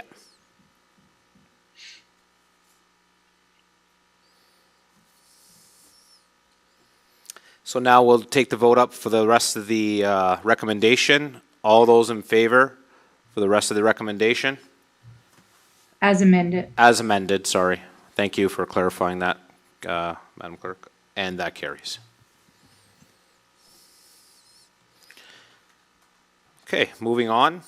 Item A 48-22, Director of Finance Treasurer Donna DeFilippis, Recommendation Report T16 2022, Members of Council Expense Policy.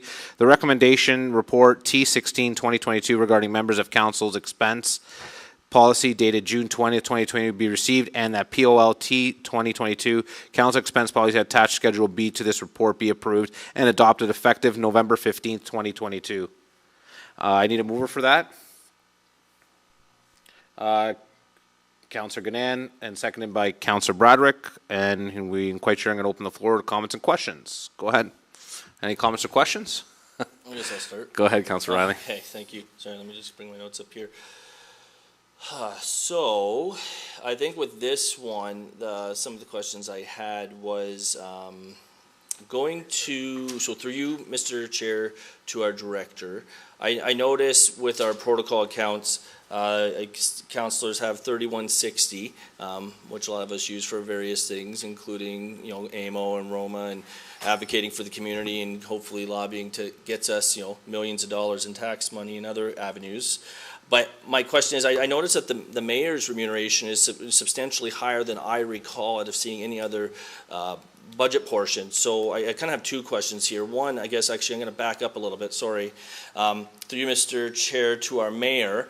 I just he's just finishing here his first term, and so my question to him is, given the amount that is in the tax base, the 8220, did he feel that was an adequate amount of money, or did he feel that was more than he needed as role as mayor in his community? And would he be open to the idea of reducing that maybe to an even 5,000? Those are kind of like where my thought is thinking, or my frame of mind is. So through you to the mayor, if he wouldn't mind speaking on this, and see where we go from there. Well, Mr. Chair. Yep, go ahead. I think the best way to answer that, so I have opinions on that, but this is Councillor Riley's turn, but I'll say that I think that my usage of it in the past or the usage that I've established across the 3 full years of the term, and I'm sure that there's a progress on what I've used for this term, will speak to what I believe it could be reduced to. So my actions probably will speak louder than any words that I say here, and suffice to say at that, I don't think I've come even close to using 50% of the protocol. So. Okay. And so when the time comes, with hearing that, I would also like to put an amendment in there that maybe that gets reduced a little if that's not being utilized. That's money that, again, can be reprioritized and directed at different initiatives through the community. Okay, I have the Director of Finance want to speak. Go ahead, Donna. Thank you, Chairman Trombetta, to Councillor Riley. I just want to clarify that this report is to give guidelines on how the protocol is expensed and what can be charged to it. In terms of the values, that's something that's determined at each budget discussion. So every year, council approves a budget and it includes these protocol amounts. So if you want to change the amount for 2022, it would be a budget amendment that we could do. Okay. And then going forward, future councils would determine the amount that's budgeted for protocol. Okay, so when the time comes, then, Mr. Chair, I will ask for that budget amendment. That's fine, yep. Councillor Yonker. I think we do have to be a little bit careful here that we're starting to pick away at things to try to make it look like we're saving the money, but we're also gonna, like, our mayor does do a very good job of keeping his expenses to a minimum, but that doesn't mean that the next mayor can do it as well. So I think we need to be a little bit careful here that we're not just starting to nitpick at getting protocols down and expenses down just so that we can save, because then you get somebody that's looking at running as a mayor per se or as councillor and look at it, go, well, why would I do that? I only make $21,000 and I that doesn't pay for what it costs, right? Whereas some of us can donate our fuel and our time and our phone versus other people. So I think we should be a little bit careful here what we're doing. And I don't think these protocols that West Lincoln have in place are way out of whack with anybody else in the region. So I think we need to be a little bit careful here and remember that yeah, we think we can change things, and our mayor does an excellent job of keeping things to a minimum and probably not expensing everything that he can. But that doesn't mean the next if another mayor comes in, that mayor can afford that as well. So I think we got to be careful here. I just want to put the caution there. Mr. Mayor. Yeah, so in light of the discussion that's happening, I just want to offer a couple of different things, and I hear what the director's saying, that the focus of this discussion should be on the items that are putting forward, and to a certain degree, I would agree with that. As a general principle, I think it's very appropriate at the end of every year that a report comes to council, and it does. So it's made public of what we're spending on our particular expenses for the every year, and things like those accountability things about our expense report, about our attendance records and stuff. I think they're very important to. They become less political if they're part of a system that comes out at the end of the year and says, here's our report card from council, the objective portion. And so I think that it's very important that this expense report does come out. But with respect to in particular, one of the challenges that that's rankled me is the vagueness of things like office supplies, and is that just ballpoint pens and paper clips, or can you spend $3,000 on office furniture, say, and then subsequent to that, if you're actually some of those assets are quite large, who owns those assets? Are they actually the property of the taxpayer vis-a-vis the council or and township, or are they actually the ownership and property of said individual? So some of those things, I think they're so broad that I've felt that there's been somewhat of an abuse in this area of counselors, and not only our own, but in the municipalities around us, that they turn that into assets that reap only themselves. And I'm talking about everything from fancy dinners to expensive furniture that they get annually and then throw on Kijiji when the year is done, and they're realizing kind of an asset that technically speaking, I believe belongs to the municipality, at least in some level, or there's some level of accountability. So that one in particular, office supplies, has rankled me for a long time, and I'd like some clarity on, I think we need clarity on what's included in that. So I'm glad that this report is coming forward. Mr. Mayor, I know you made some comments there, but just to say that, and I'm not saying, but I don't think that applies to members of this council throwing things on Kijiji. And the way it comes off, Mr. Mayor, sometimes, Mr. Mayor, is that you're implying that, so just if you could retract or kind of restate your comments, please. Sorry. So if you wind back the tape, I'm saying, like, in other municipalities that can happen, or in terms of, we hear of some of the political scandals where people are staying in luxury hotels and ordering, on the taxpayer. And so that excess or basically abusing the expense accounts, that's what I was trying to get at. And the stories are wide and rampant about how that happens in other municipalities. And I think that having these terms as broad as they are lends to the opportunity to maybe abuse these protocols and these expense accounts. I think if there's one thing that rankles the taxpayers more than anything else, they have no problem with their wage, which tends to be very flatline. I know on the campaign trail 4 years ago, I had several comments about, it's not your wage, it's all your expense account. That's where the guys are making the real money. And I don't believe that's true. We're not making the money in the expense account for our municipality, but that does tend to be the area where people have abused, or politicians have abused their some of that their public trust. I don't know. Is that caveat enough, sir?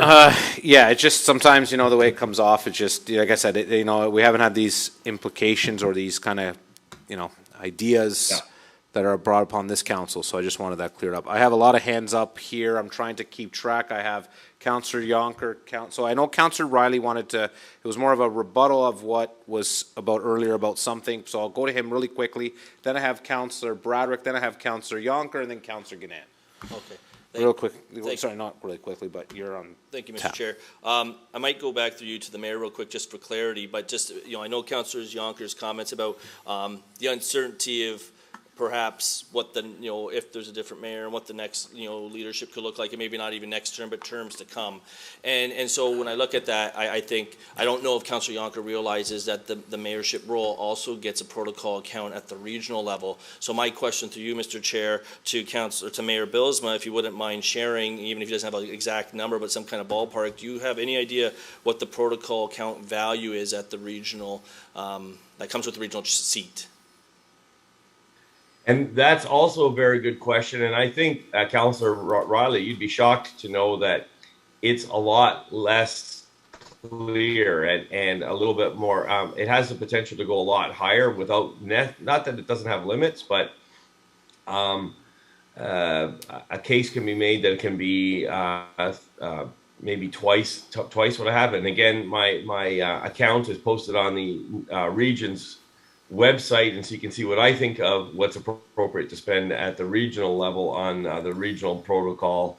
I think if you Google the councillors' heads, you can get with 1 or 2 clicks their expense account. And again, I think that speaks better to how I believe it should be utilized. But I think it's quite substantially higher, Councillor Riley, but I don't know because I've not even tested the limit. Not even close. Okay, thank you. And so again, I think when we look at what we could do here, even locally, not that I want to see anybody, trying to find that ceiling at the regional, I guess, table. But when I look at what we can do locally here, if we can knock off a few $1,000s and redirect that and repurpose that for the community, I think that's a win. And it doesn't necessarily handicap or put the next mayor or future mayors in any kind of financial jeopardy, let alone they're also getting double the remuneration, right? They get their local one and their municipal one. We saw there when we looked at the averages, they range anywhere between, I don't have the numbers in front of me, but we'll say I think the lowest I saw was 21,000 and the highest I saw was 138,000.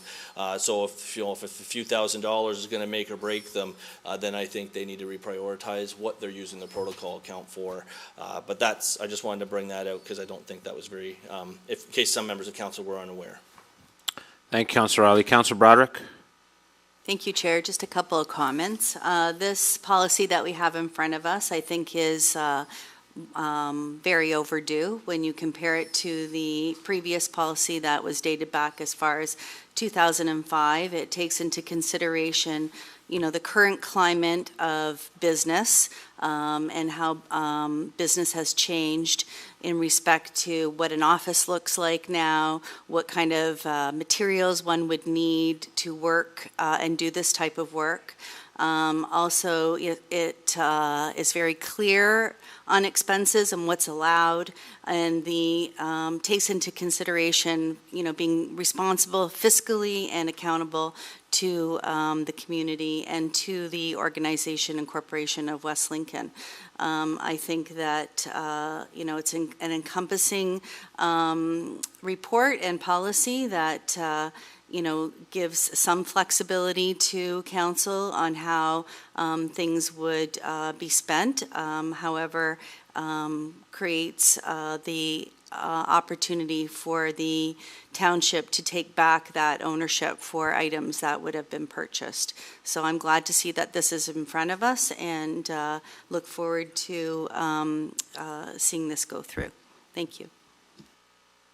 Thank you, Councillor Broderick. Councillor Yonker ahead next, and then followed by Councillor Ganan, and then I have a few comments. Go ahead, Councillor Yonker.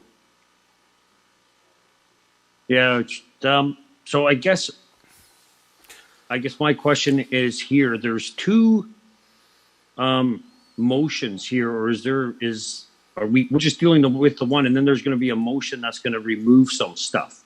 Is that correct? I'm through you, Mr. Chair, to, I'm not sure. I'll who let it go ask. to Director of Finance.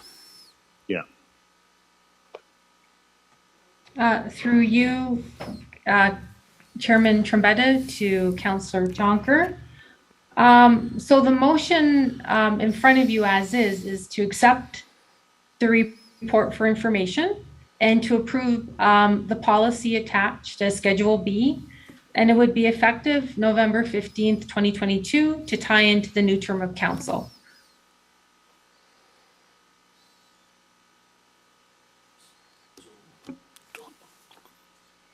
Okay, so yeah, because I'm getting a little confused because on our e-scribe, there's a second motion that we haven't discussed yet. Is that something that's going to come up separate? Mr. Through Chair? you, Chairman Trombetta, Councillor Jonker. The second motion is to approve the policy that's attached to Schedule B. No, he's talking, sorry, Donna, Yeah, sorry. excuse me, Chair. That's something I put together through conversation of another councillor, Jonker. It's difficult for me to put on the fly, so I've put it into e-scribe already, but it is not on the table, nor is it being considered. That's the difficulty with the e-scribe. You can't prepare something and hold it there. So that was been discussed with me by a member of council, and I put something together very quickly and put it in there as a holder, as is difficult to prepare something very quickly sometimes. So that's okay, no, I appreciate that. I was just getting a little bit confused. Thank you, Madam Clerk. Yeah, no problem. Thank you. Thank you, Councillor Jonker. Councillor Ganan. Thank you, Mr. Chair. I almost need to say ditto to what Councillor Broderick had to say. Through my notes, I had written that it's been a very long time since the policy of 2005 has not been looked at more carefully. So I really do appreciate how thorough and detailed this is. There's a very good explanation about what is possible to do and what is not possible to do, and certainly lots of opportunities for councillors to decide to pick and choose the kinds of things that they feel is important to them to be able to do their job and use that accordingly. So I'm happy to see that we have a new policy coming forward. Thank you. Thank you, Councillor Ganan. So I did read the policy. I did go through pre-agenda. There are some things I'd like council to consider possibly making some changes on. I believe some of the capping limits I think need to be changed, and I'll give you my reasons why. I think a cell phone cap at $40 is a little light, and I'll give you my reasons why. You know, we have adapted to the world. We have changed leading, you know, into leading after COVID. I'll give you an example. I do my pre-agenda on my cell phone while, you know, I take some time off and I drop what I'm doing and do the pre-agenda for, you know, this week's pre-agenda for this meeting was 2 hours on a Zoom meeting. And that's, you know, eats significant data on my phone that I'm using. I don't have access to, because our laptops don't provide us with internet access remotely. So, you know, and the $40 cap, you know, just, that's for 4 years. There's increases each year as we're moving forward. We can see what we're living in right now, and there's always increases consistently.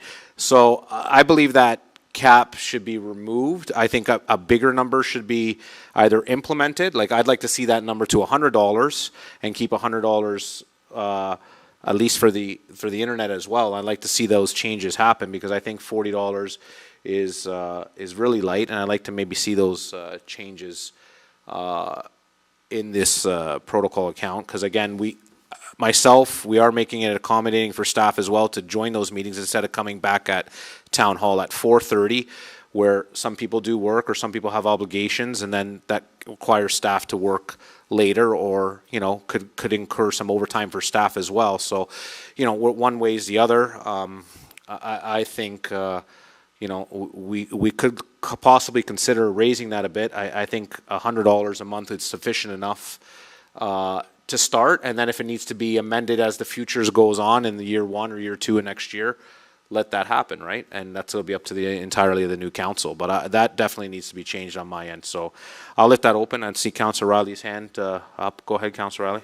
Thank you, Mr. Chair. That's a great point, actually, and I'm going to mention this. I don't know if our CEO will remember, but back in 2019, when I first got my town phone, I was getting messages probably every other month, if not every month, saying, you're going over your plan limit. You're going over your plan limit, and so since then, I most of the time when people contact me through the town phone, I end up steering them to contact me through my personal phone, because my personal phone, which is through my business, has a much better plan.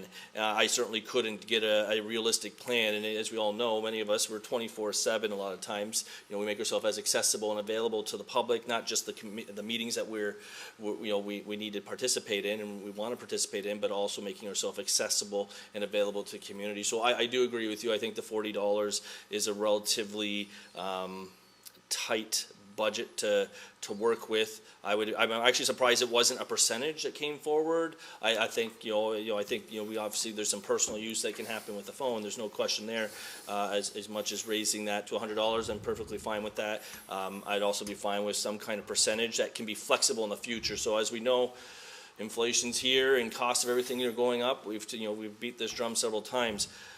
If we've put a dollar figure, then we're going to be stuck in another situation sometime down the road of looking and revisiting and redoing it. Maybe that's great. Maybe it keeps fresh eyes on the policy. But another option here would be to base it on maybe like a 50 to 60 or whatever percent that staff felt was appropriate. And just one point, just another point here. How many times does this members of council get a picture sent from a resident of something that's gone or an MS? Oh, yes. All the time. And how many times are we flipping those pictures back to somebody or attaching it to an email? Like, that eats up a lot of data, especially picture taking if there's an incident I get them all the time, a ruined culvert, a blocked ditch. We're always getting pictures constantly in areas. And they take up the data space, and there's extra charges associated with that. And so since then, I haven't gone over my plan, but that's primarily because when people contact me, I'm usually very quick to say, can you also call me at this number? Because not just the minutes, or you have to call me after 6 between whatever the plan limit is.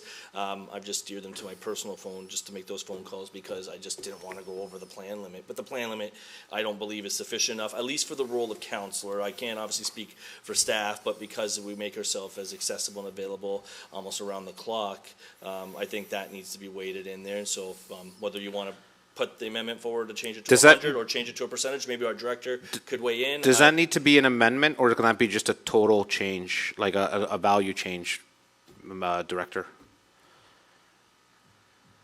To you, Chairman Trebetta, what I would suggest is perhaps you could have recommendation to say, you're approving and adopting with an amendment made to, I think it's 11F is the section you want amended.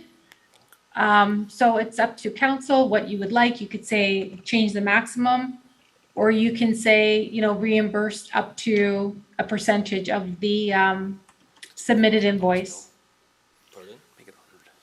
So I think, you just want to make an amendment to the policy. I'd like to see a maximum of 100 for that one there.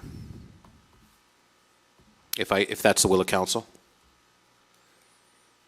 Go ahead, Councillor Bradrick. Yes, I agree. I think that after listening to Councillor Riley's story about his township cell phone limitations, I think that allowing council to use their personal phones and have a higher reimbursement of a maximum amount of what Councillor Trombetta has says, $100, would be, I think, fair and equitable. I really shy away from that percentage amount. I think that it may be a little bit of a taxing on the staff accounting wise, and also I think there's more clarity around what is allowed. Okay. So I think that's a valuable change to this recommendation. Thank you. Thank you, Councillor Bradrick. I have Madam CAO, and then I have Councillor Rayner. Do you, Councillor Ganan, as well? And then I have Councillor Ganan. Yeah. Go ahead, Madam CAO. Oh, thank you. I'm adding a point, Chair, if you're okay with that. Just if that's the case and we do choose to move it to the $100, then be aware that when you do your budget setting for the protocol accounts, you need to be aware that that would be a significant increase. And then whether you keep it within your your protocol cap, or you make sure you budget for it. So I just don't want anyone to feel that they're that it's going to be covered by the protocol account.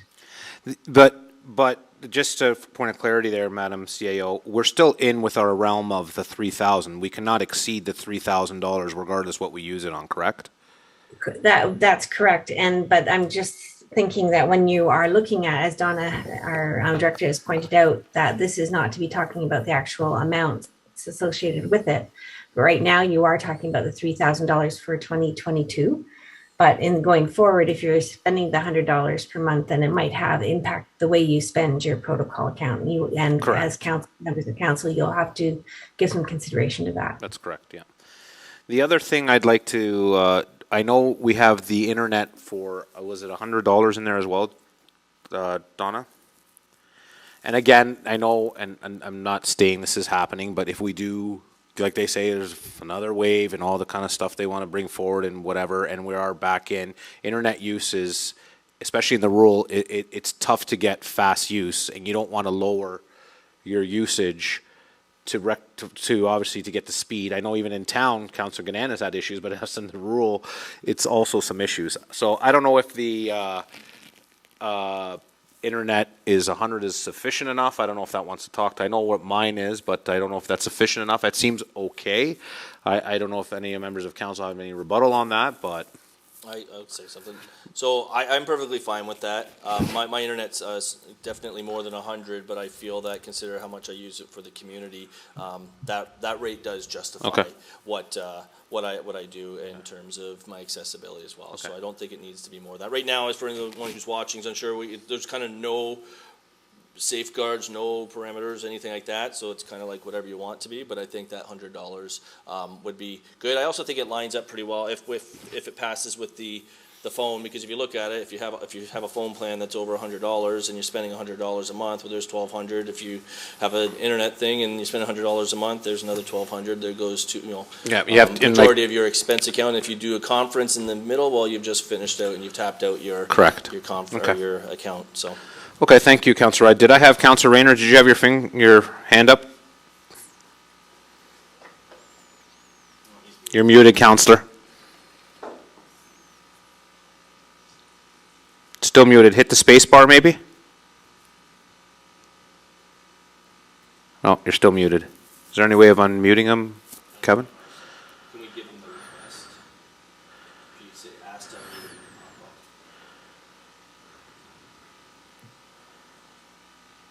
There you go. There you are.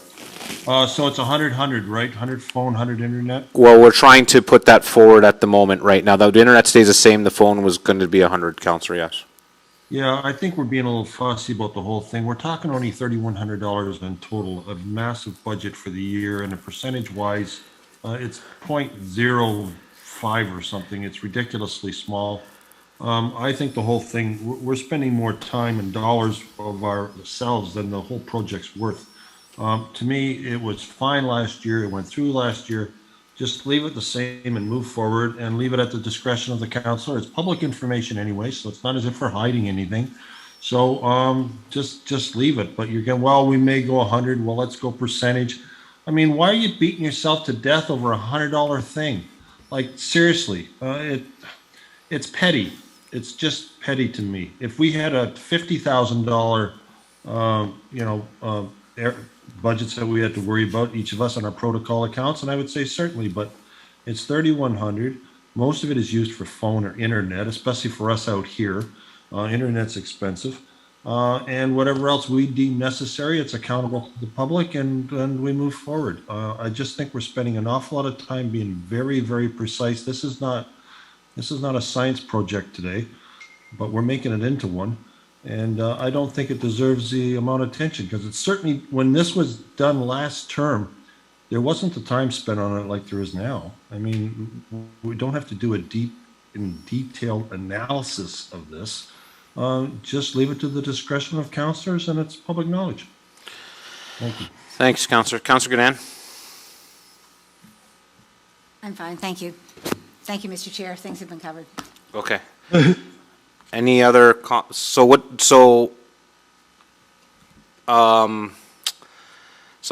the consensus, council, we want to at least adjust F, that's correct? Which one's F? Phone, is that correct? There'll be a number in front of what is that? 9F, you said? 11F, do you need an amendment there, Director, Finance? Through you, Chairman Trombetta, I don't know if the clerk has an amendment already. Yeah. Go ahead, Councillor Yonker. Yeah, can we do a recorded vote as well? Sure. Through you, Mr. Chair. Yep.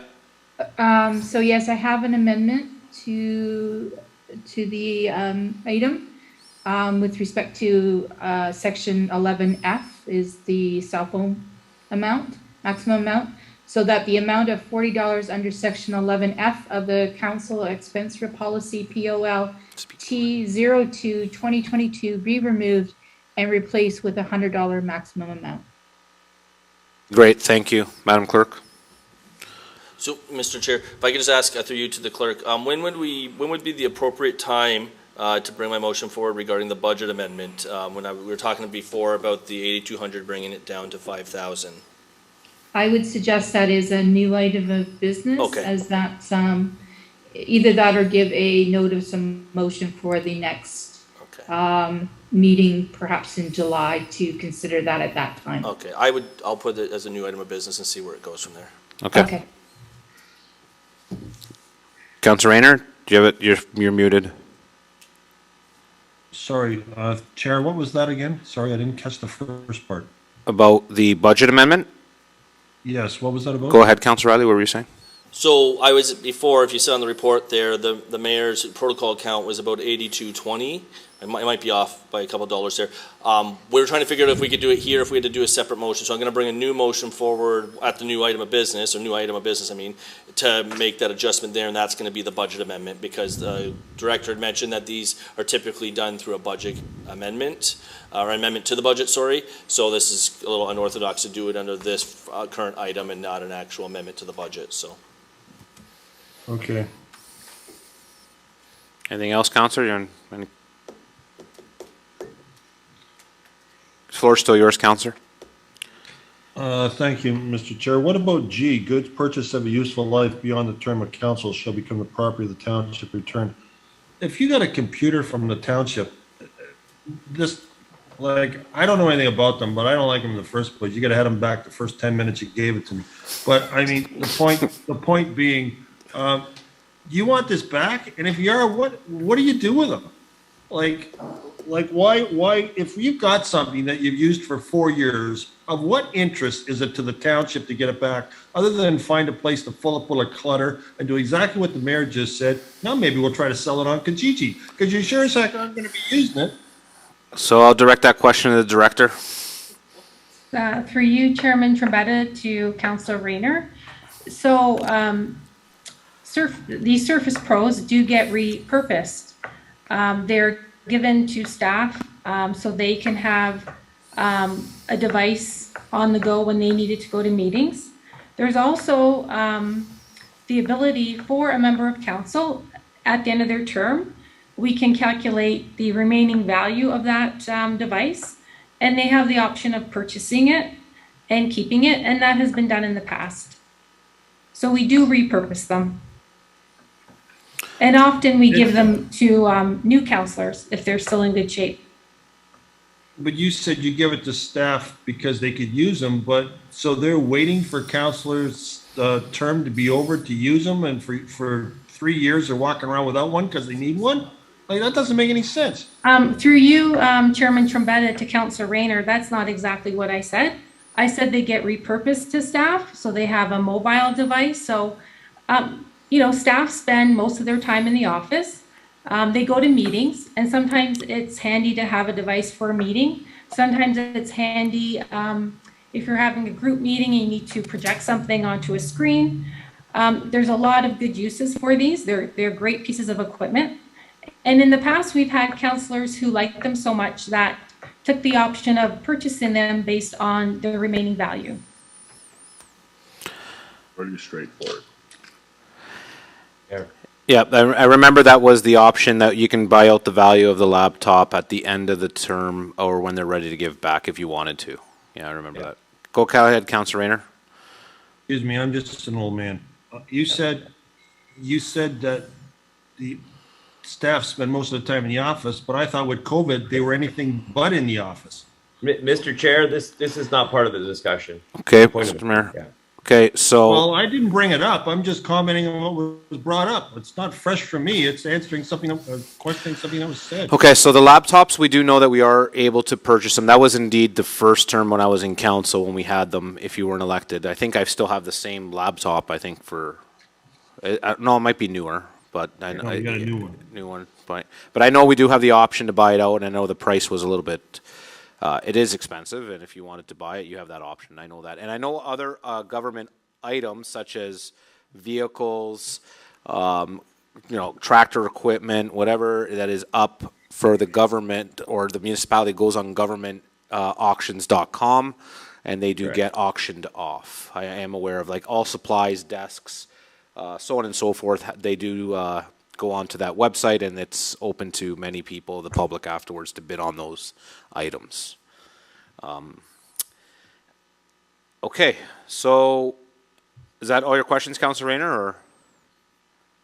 Yeah, that's it. Thank you. Okay, so we have, if I'm correct, we have F amended. Did you need a mover for that, Madam Clerk? Can I get a mover for F? I got Councillor Riley. Can I get a seconder for F? I got Councillor Ganan. You need that voted right now, Madam Clerk? Yes, please. All those in favor of changing F? I think it was a recorded vote was asked for. I think on everything, was it not, or was it on the amendment as well? It wasn't clear what he wanted. He said he wanted a recorded vote on the motion. On this amendment, it was asked, yes. On this amendment only, Councillor Yonker? Yeah. Okay, Yes. so you have a recorded vote. So this is to change the amount from 40 to 100. Okay. But it doesn't change the overall protocol amount. It remains the same, just so we're aware that nothing changes. The amounts that we approved last term is still at the cap of $3,000. It's also, Mr. Chair, still a reduction. It's just a reduction to 100 instead of a reduction to 40. Because right now there's no ceiling on it, right? So your request for $100 is actually a reduction to 100 from where it's currently at, which is no ceiling, instead of the staff's recommendation, which was to reduce it to 40. Yeah, there's a cap. There's a cap on this right now where there is no cap at all. Currently. So just so when it gets reported, it's reported that there's still a reduction. The reduction is just the difference between 40 to 100. Okay. So sorry, we just had to get that clarified between us here. Sorry, Madam Clerk. You can call.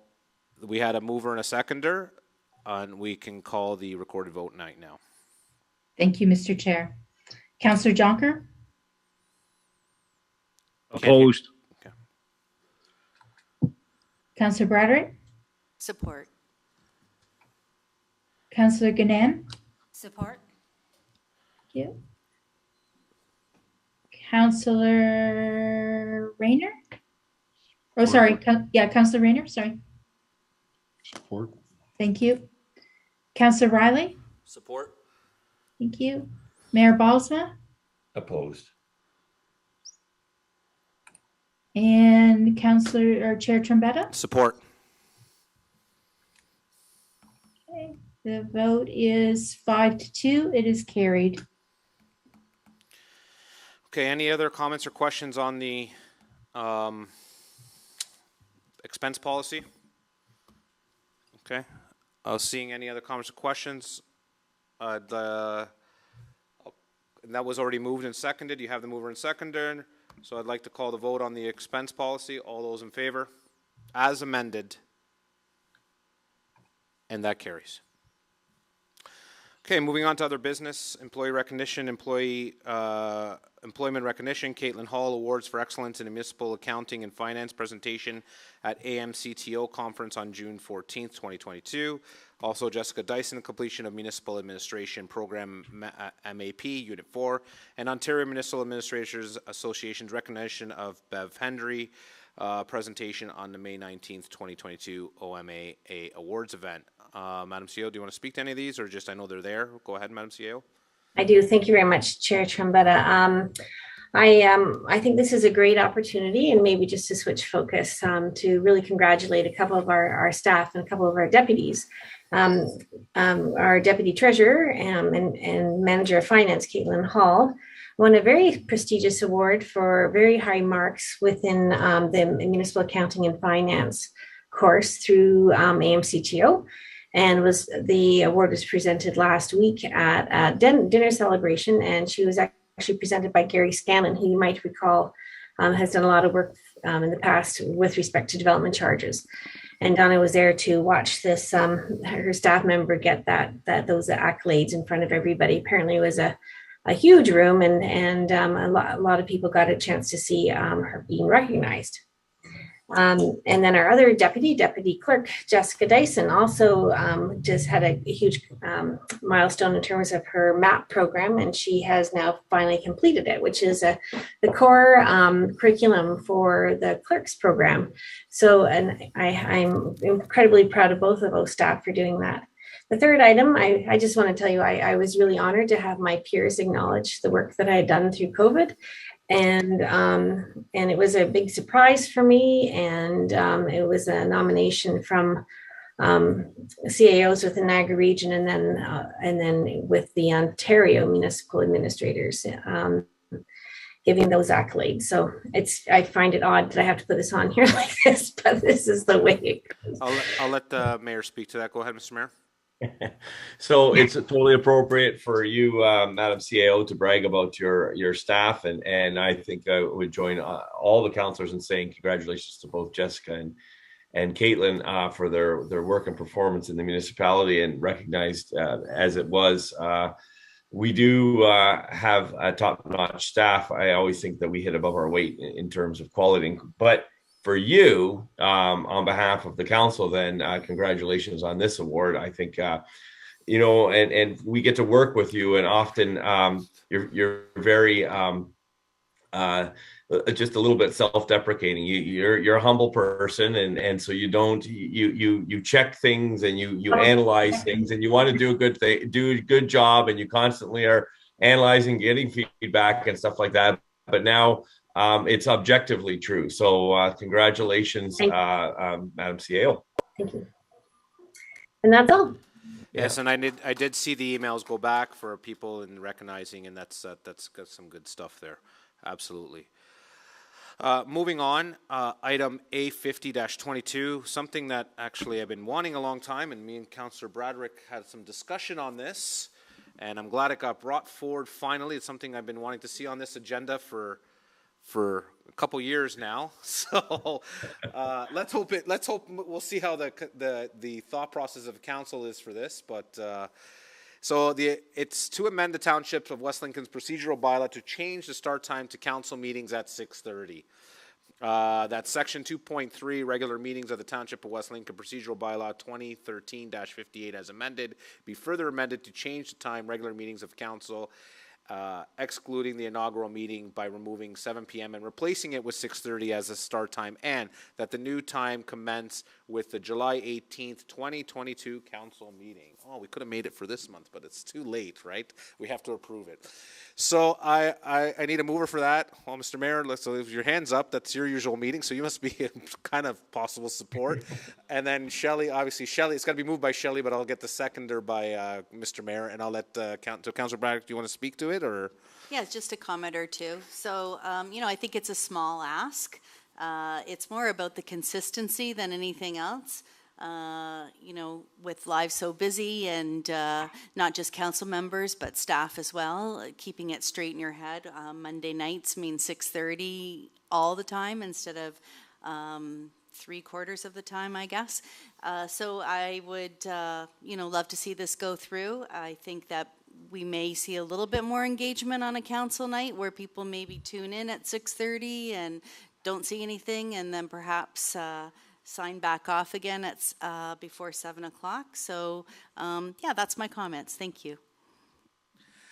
Perfect. I got the mayor, then I got Councillor Yonker, then I got Councillor Riley, and I think Councillor Ganan. No, yes, might as well, and I'll be last. So it looks like everybody tonight. So I'll start with the mayor first. Go ahead, Mr. Mayor. Yeah, and so I have nothing. I think it's very minor. Councillor Broderick's correct. I do enjoy the little 7 o'clock delay, but again, it's a small thing, and I can appreciate the consistency. So I'm not going to make a big deal about this, but Councillor Broderick did raise the issue of Monday, and I think for me a bigger issue would be for the next term consider moving our meetings to Tuesday night. I'm just going to put that there, just a plug for it. I don't want a discussion on it, but say that would be a change that I think would be maybe have a little bit more profound consequences, but might bode better for both council and staff. But anyways, in general, in support of this motion, Mr. Chair, thank you. Thanks, Mr. Mayor. Baby steps. I know you want to make leaps right now, but we're looking for baby steps. So, Councillor Riley. Oh, Councillor Yonker, go ahead. We'll do the screen guys first.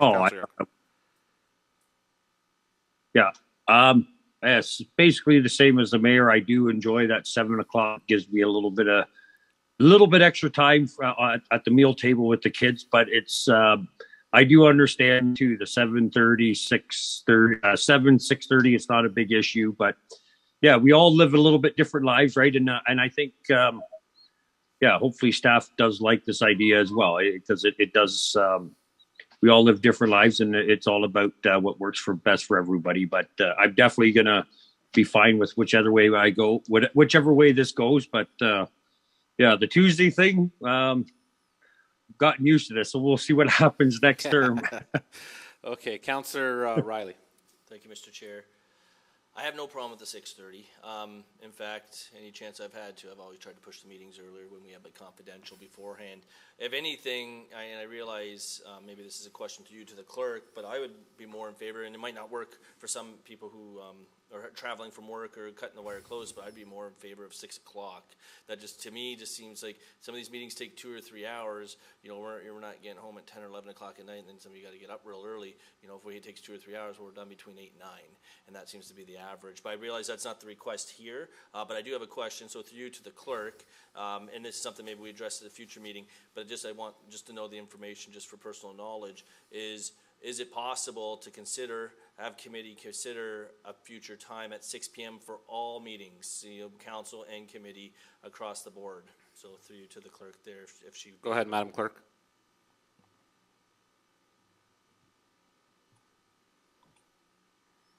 Thank you, Mr. Chair. Through you to Councillor Riley. Yes, it's a possibility. If you'd like to at some point put forward a recommendation to change all committees and council to start at 6 p.m., then we can put that forward for council's consideration. Okay, thank you very much for that information. I think for tonight, I'll just leave this be. I think we finished the term out in this fashion, but I'll definitely, if reelected, I'll definitely try to bring that motion forward for next term. Councillor Ganan. Thank you, Mr. Chair. So I'm just assuming that staff is in accord with this. I saw our CAO kind of nod her head at one point in time. I think there's a lot of waiting around to get the 7 o'clock meeting started. And so I'm also in support of 6:30. So thank you. Great. Yes, thank you, Councillor Ganan. I one who kind of was discussing this at administration. I did discuss this last term. I think the consistency is the key, because a lot of people ask, I leave the house, is your meeting at 6:30 or 7? Even my own household doesn't know when the meeting's at. And a lot of the public actually don't know. They think that the meeting is always at 6:30 when it's actually the council's at 7. I think it's more for consistency. I think starting at 6:30 for a council meeting is again, Councilor Ganan said, waiting around for 7 when we can start at 6:30. And now that a lot of people have turned to remote, it's easier for them. Before, they used to give people the lag time to travel to get into West Lincoln to make for that 7 o'clock meeting, especially with weather. But now that we're turning into more of a remote, tying into meetings, I think that's consistent. The 6 o'clock might be a little tough. I'm not sold on that yet. I think Councillor Riley's going to have to sell me more on that, because people do have dinner consistently at 5:30, 6 o'clock, especially members of the public, and especially when the gallery opens up and people want to get here. It's tough to make a dinner time when they have a big planning meeting. But when there's a contentious planning meeting and there's a big thing going in town, people want to make it here, and I think 6:30 is sufficient enough time. 6 o'clock when people are finishing work at 5 o'clock, the usual time that people finish by the time they get home, 5:30, eat a quick dinner, and then they can make it here. So 6 o'clock I'm not sold on. I think 6:30 at the moment right now is sufficient enough, and I like to keep it at that. So I'm glad to see this here tonight. So looks like July 18th we will be starting, if this does pass, looks like it's possible, and we can start at 6:30. So I'd like to call the vote on this recommendation. Councilor Rayner, sorry, you just showed up. Do you want to speak to it, or no? Okay, so call the vote on the 6:30 council meeting starting. All those in favor? And that carries. Okay. Members of committee, any verbal updates of members of boards? Seeing none. Members of council, any business of informative nature? I have one, actually. Oh, sorry, go ahead, Mr. Mayor. I'll wait for you and then I'll go. Yeah, so two things I just wanted to highlight. The first was the ribbon cutting that took place at the community garden out there by the Legion Villa at the end of Mill Street at the, it was a Hank McDonald Park, I believe it's called. Wonderful day, wonderful opportunity. Councillor Ganan was there. Some staff members, including Madam CAO, were there. Vanessa from Public Works was there, basically heading up the presentation and the event. But it was a gorgeous day to talk about gardening, sipping lemonade under a big tree. And so I wanted to highlight that that community garden is really a little gem. There are others around the community, and I think it speaks to the diligence and industry of our citizens of our community, and probably they'll become more prolific as backyards shrink. These little plots of ground where people can exercise a little bit of autonomy over the soil will probably become increasingly popular. And the other thing that I wanted to mention was there were some volunteers, and they don't necessarily kind of come into the regular realm of volunteers, but there's a 50-year anniversary that was celebrated of volunteerism by the Haynes of the Silverdale Hall board, and so they're moving to a different location, and so I just wanted to highlight the Haynes who've done that for such a long time. So that's Ken and oh, I just had on the tip of my tongue. Ken and Cheryl will help me. Carol. Ken and Carol Haynes. Thank you. Yeah. Thank you, Mr. Mayor. I just have one. I attended the award ceremony for the firefighters with the Madam CAO was there, as well as the chief, as well as we had met the administrator. Was it Sarah, Madam CAO? Yeah, Sarah was there, and all the firefighters. Deputy chief was there. It was a nice event, recognizing the service that the fire station 1 and fire station do. That their service that they do in recognition of the year's service that they did. The chief's not on at the moment, but it was a good evening, and the chief's little thing is the rookies for the first time have to come up and give a speech. So you saw the rookies come up and give a speech, which was kind of nice, and seeing how they came to Smithville and where they started. So it was a good evening to see all those firefighters, and it was an honor to be a part of that evening. So that was excellent. Other than that, anything else by anybody? I don't see any other hands. That's not a hand, that's a pen going up. Okay, so other than that, there's no new items of business. Oh, sorry? Oh, you have a new item of business. Okay, Councillor Riley has a new item of business. This is the part where we're putting it to this point here that we talked with regarding the amendment to the budget, regarding the mayor's protocol count. So you want to introduce a new item of business in regards to, sorry, reducing the mayor's protocol account. Reducing the mayor's protocol account. So we have to vote on just introducing a new item of business. Okay, and then so we vote on, we get a mover and seconder for the next Okay, part. so Councillor Riley has a new item of business. I need a seconder to introduce a new item of business. And we don't have one. So, all right, so I'll just put it on a future agenda. That'd be good. But yeah. Okay. We can save some money for the taxpayers. Guess what? Okay. So we don't have a new item of business. So we're moving on. We don't have confidential matters. And I guess I'm going to adjourn this meeting at 8:58 p.m. and we'll head into Public Works.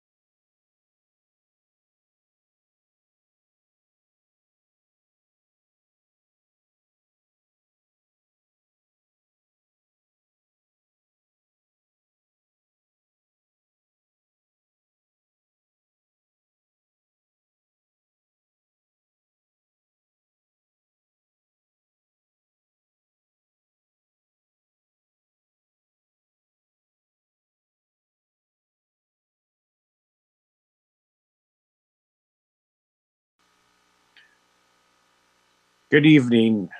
It's Harold Jonker, Councillor. We are starting our Public Works Arena Committee, Public Works Recreation Arena Committee meeting on June the 20th, 2022.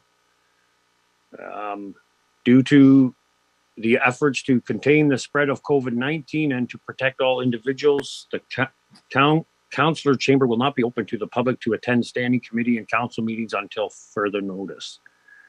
The public may submit comments for matters that are on the agenda to jshime@westlincoln.ca before 4:30 p.m. on the day of the meeting.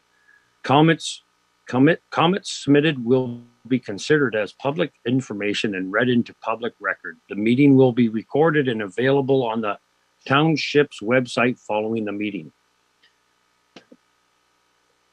The township of West Lincoln, being part of Niagara region, is situated on treaty land. This land is steeped in the rich history of the First Nations, such as the Adirondack and the Haudenosaunee and the Anishinaabe, including the Mississaugas of the Credit First Nation. There are many First Nations, Métis, and Inuit people from across Turtle Island that live and work in Niagara today. The township of West Lincoln, as part of the regional municipality of Niagara, stands with all Indigenous people, past and present, in promoting the wise stewardship of the lands on which we live. Are there any changes in order of items on the agenda? Seeing none or hearing none, any disclosure of interest in or conflict of interest, pecuniary interest, sorry. Seeing none or hearing none, sorry, there's points for tonight. Madam Clerk, is there anybody that has requested or sent an email in? Or the IT desk there is Kevin. Nobody has requested to speak tonight.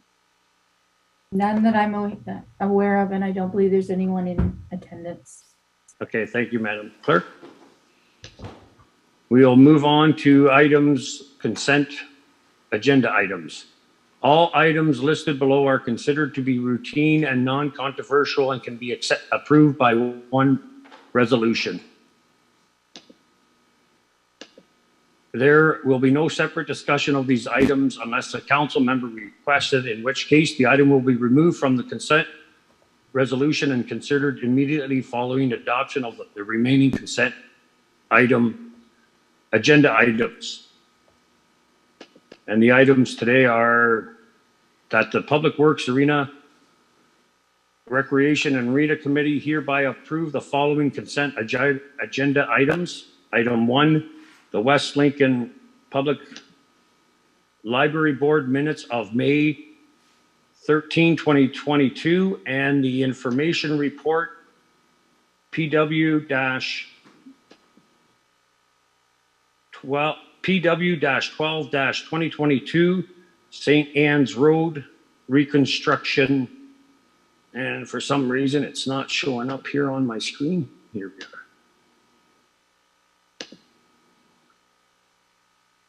The St. Anne's Road reconstruction municipal class environmental assessment study project update.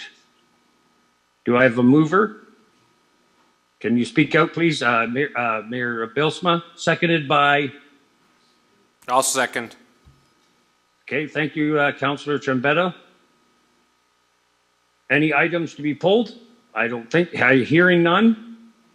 Call that question. I actually wouldn't mind just pulling number 2 just to bring it out for discussion a bit. So we'll just do item 1. All those in favor? And that carries. Thank you. And yeah, the reason I'm pulling number 2 is I think St. Anne's Road reconstruction has definitely been something that the little village of St. Anne's is looking forward to. So I just want them to realize, if they're watching or they see it, that that this will be coming forward. And that on June 28th, 2020, no, sorry, where is that date again? On June 28th, 2022 at 6 p.m., a public information consultant for all affected residents and stakeholders is scheduled.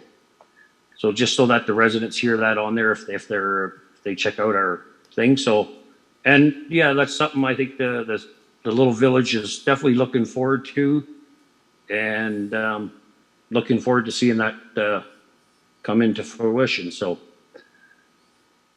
if I can get do we just vote that it carries right now, or all those in favor? Second. No, move and second. Okay, can I have a mover for that?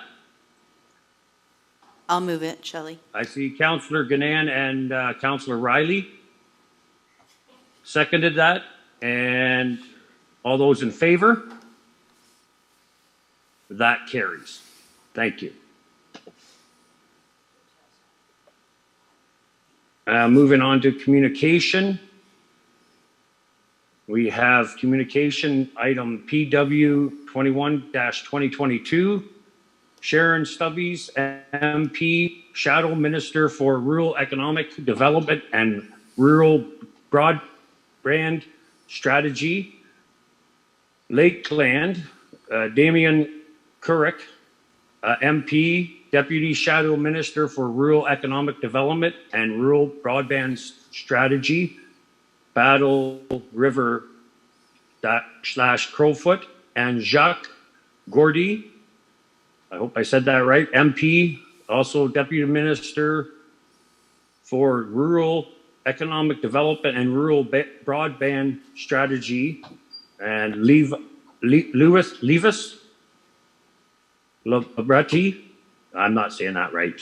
So this is regarding federal funding for rural communities, network, share, and priorities and solutions. Can I have a mover for that? Trombetta, is your hand? I didn't, okay. William Riley and Councillor Riley. Sure. And seconded by Mayor Bilsma. In the chamber, I can't see, sorry, the hands do I can see William Riley, but nobody else. So if everybody else can speak up, that would be appreciated. And I see that our COA has her hand up, so I'll let her go first, Madam COA. Oh, she's muted. You're muted. There you go. Thank you, Chair. I wanted to give a little bit of context to this. This was a brand new type of communication that we received within the township. And I think it was sent to the mayor and council and me. And when I first read it, I actually thought it was coming from the ministers of the different ministries. But as I read further, it was coming from the shadow ministers of all the different, the shadow minister for the Rural Economic Development and Rural Broadband Strategy, the shadow minister for rural. Oh, again, these are, I guess they're all shadow ministers for different areas of the country. And what they were asking for was for, I guess they're trying to scope out rural issues. And while they aren't the official sitting party, they are people that are quite interested in providing funding to rural communities potentially in the future. So I thought we should address this, and what they were looking for were the 3 top rural issues of federal concern that we should be bringing forward. So I'm going to tell you that we talked about it really briefly within the staff, and we came up with rural broadband, airport location and flight patterns as a federal jurisdiction, and major bridge and culvert replacement as a federal responsibility.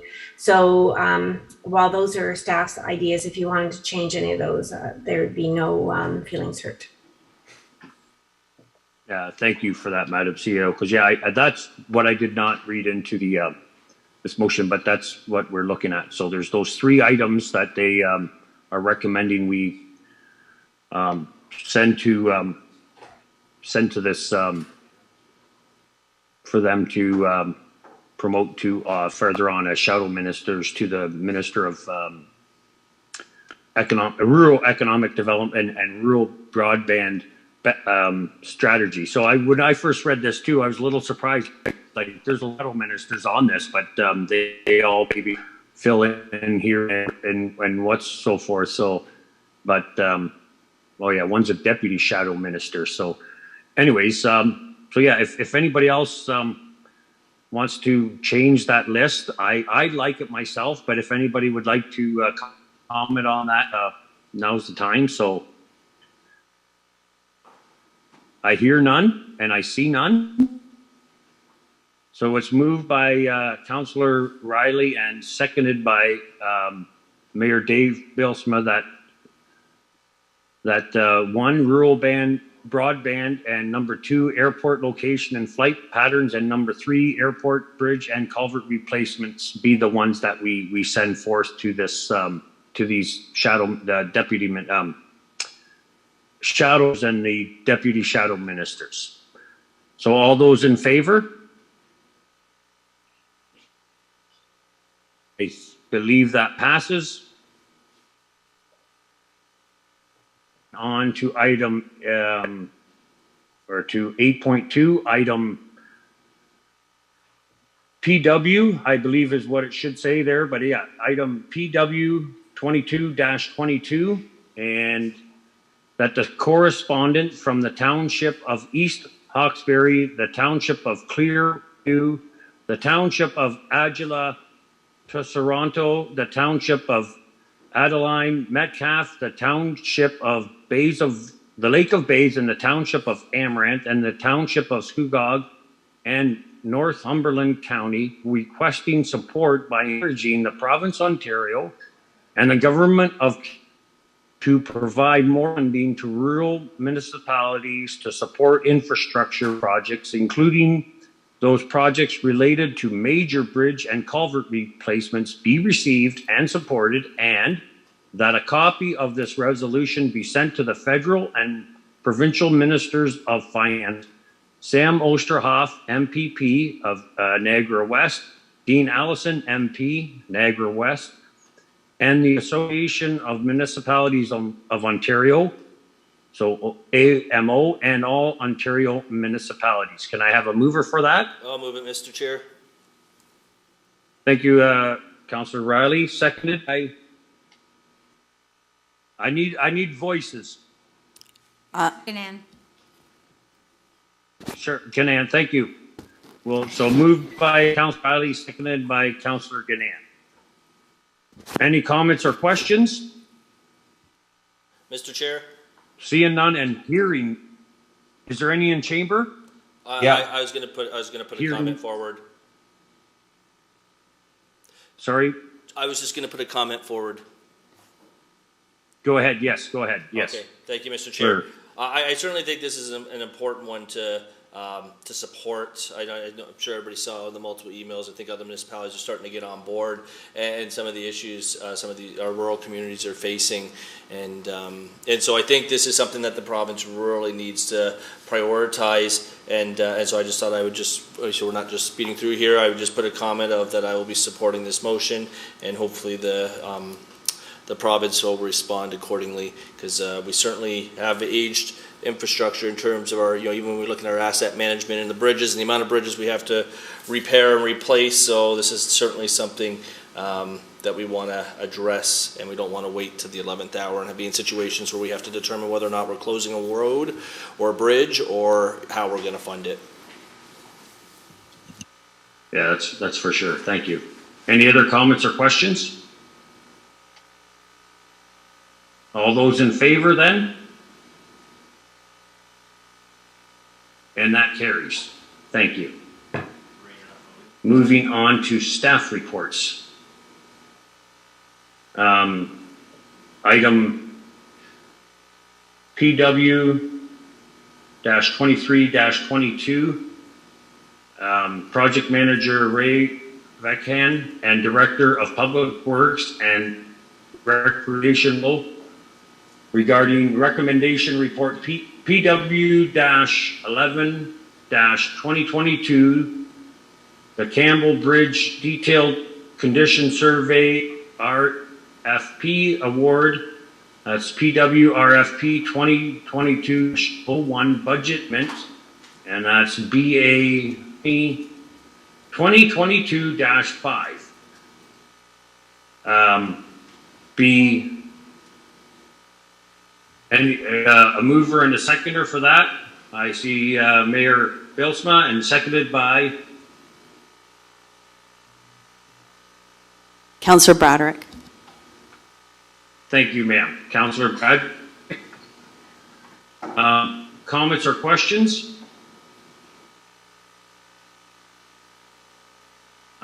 Seeing none, call the question.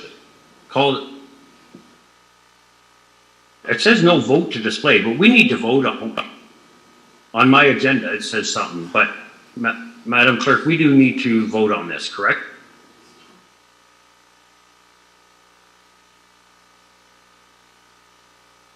He's checking. Hang on a second. Yes, that's correct. Mr. Okay. Chair. Thank you. Okay. All those in favor? And that carries. Thank you. We move on to other business. And we have a few here. So item PW 24-2022. And this is regarding Wellandport Park Shoreline Enhancement Request for Verbal Update. There's no vote needed, but Director of Public Works, do you have an update for us? Go ahead, sir. Yes, so thank you, Chair. Yeah, I'd just like to provide an update to Council. We met with NPCA to look at the Wellandport Community Center property, and we're talking with NPCA, and there is an opportunity to work with them to somehow do some shoreline enhancement as well as some shoreline protection along the river's edge. And as part of that, we could include some improvements to our boat launch and potentially build a dock at the location. So MPCA will be working with us, and they'll be putting out a procurement document to retain the services of a landscape architect and work with us to come up with the conceptual design of that whole area. And there will be some funding opportunities. MPCA has some funds for this type of work. So once we have a landscape architect retained and a conceptual design completed, then we could work out the details on what elements of the project will be eligible for funding.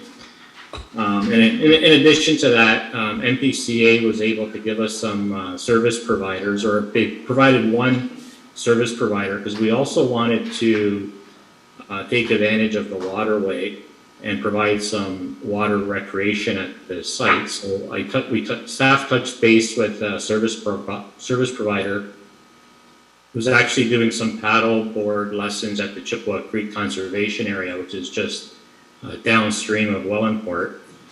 And we reached out to that service provider and had a chat with them, and we were thinking of it would be a good opportunity to have some excursions back and forth between Wellandport and Chippewa Creek. The service provider had a good look at it and went out and paddleboard the route herself. And she did express some concerns, 3 main concerns. The first concern is there needs to be a better docking area at both sites so people can get on and off the boards, as well as the water is very shallow in that area. So in some areas of the river, so there is a potential safety issue of people falling off the board. And some users might be reluctant to get on the board with the fear of falling into the water, which kind of seems kind of brownish, not really the cleanest water. So at the end of the day, we feel it's more suitable for kayak and canoe usage. So we reached out to MPCA to try to get some more service providers that kind of focus on kayaks and canoes. So we're going down that path and investigating further. So that's my verbal update on that. Any comments or questions? Both Councillor Broderick and myself have a question, Mr. Chair. Okay, since Councillor Bradrick was the one that asked, requested for this. I'll let her go first, and then you can follow after that, Councillor Riley. Sounds good. Go ahead. Thank you, Chair. So just for some information purposes and as well as a question or two for the director, just a little bit of history. Director DiPaolo and I had the opportunity to meet out at Wellandport Park last summer, and we did a bit of a walkabout and looked at, the golden gem of our ward, and wanted to see what, if anything, could be done for the community as a whole in West Lincoln by utilizing this valuable resource that we have. I'm so happy to hear that this is an ongoing thought process for the department, and that the director and his staff are continuing to look at for opportunities to enhance that recreational outlet in Wellandport. If anything, COVID certainly showed us lots of things, and one of those is the need for ample outdoor recreational opportunities. And it's such a gift to be able to have the Wellandport Community Park available to us, and I look forward to seeing some future enhancements.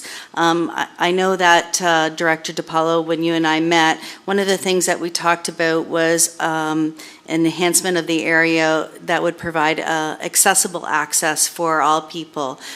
So just want to bring that forward with a question to you, that is also part of perhaps your future conversations when looking for a design element with the dock area, that it will be accessible for people with all abilities. So through you, Chair, to the Director. Through the Chair to Councillor Bradrick. Yeah, thanks for bringing that point up. We'll make sure when we review MPCA's procurement call to include that in their scope of work, and once they retain a landscape architect, we'll make sure that accessible access is definitely included in the design elements or in the conceptual design. Great, thank you very much. Great, thank you very much. Thank you. That's everything, Councillor Bradrick? Yes, sir. Okay, thank you. Councillor Riley, go ahead. Okay, thank you, Mr. Chair. I think this sounds kind of pretty exciting, actually. So, I certainly look forward to seeing what those enhancements could look like. It's certainly one of my more favorite areas to be able to take my fishing boat and other, hopefully other water sport activities. I guess my question to you, Mr. Chair, to our director is, not too long ago we had a presentation from a young lady regarding the European water chestnut and its, I guess, rampant, aggressive, I guess, attack on that whole Niagara River, or sorry, I guess it's the Welland River. And so I guess through the chair to you, what implications does that pose going forward? Do we need to make sure that that is eradicated first? It sounded like it was quite a lengthy process with the risk of it kind of never fully being eradicated. So I was just kind of curious if that poses a delay or a threat in any way, or is this something we can also consider once the time's right moving forward? Because it sounded like this thing that they were going to do was going to take years. I don't think this was going to be solved in one summer, so I was just kind of curious if that's going to create a roadblock for us. Go ahead, Director. Through the chair to Councillor Riley. Well, as I said, NPCA is still going through the procurement process, so it's probably a good year or two before we have, conceptual design, and maybe even 2 years before we have a shovel in the ground. So I think we'll keep an eye on that, on the water chestnut issue. And I know there are a couple dates in July where people will be going out there to do some hand pulling of this invasive species. So by the time we're ready to implement some kind of shoreline enhancements, we'll have to reassess where we're at with the endangered species spreading along the waterway there. And if it's part of the scope in this shoreline enhancement, then it'll be part of the scope of the project. If it gets out of hand, then we'll have to try to eradicate that. Okay, thank you. Thank you, Mr. Director. Any other? I see our CAO has her hand up. Yes. Go ahead, Madam CEO. Through you, Chair Yonker, to Councillor Riley, just in adding to what Mike said, there was a requirement that staff were to report back to council in July, and so staff are working on a report. Mike did mention the fact that there is some coordination for a hand poll with community members happening. I think it's the last week of June or first week of July is my recollection. And then I just also wanted to advise the committee that we're going to be doing a name allocation request in partnership with Welland and Wayne Fleet, and with Pelham supporting as well, to go to the Ministry of Natural Resources on this issue as well. Okay, thank you for that. Yeah, thank you. Any other further questions? Seeing none or hearing none, I'll move on. IDW 25-22. That, and the motion is from that of Public Works and Recreation be and he is hereby directed to investigate the installation of electric vehicle charging stations within the township of West Lincoln and report back to a future Public Works, Recreation and Arena Committee meeting. And seeing that Councillor Broderick, you brought that forward, did you want to move that? Yes, that would be great. I'm guessing that's a yes? I don't mind seconding it. Seconded by? I don't mind seconding it. I think, okay, Councillor Riley. Any questions or comments? Yes, I would like to say something, please. Okay, yeah.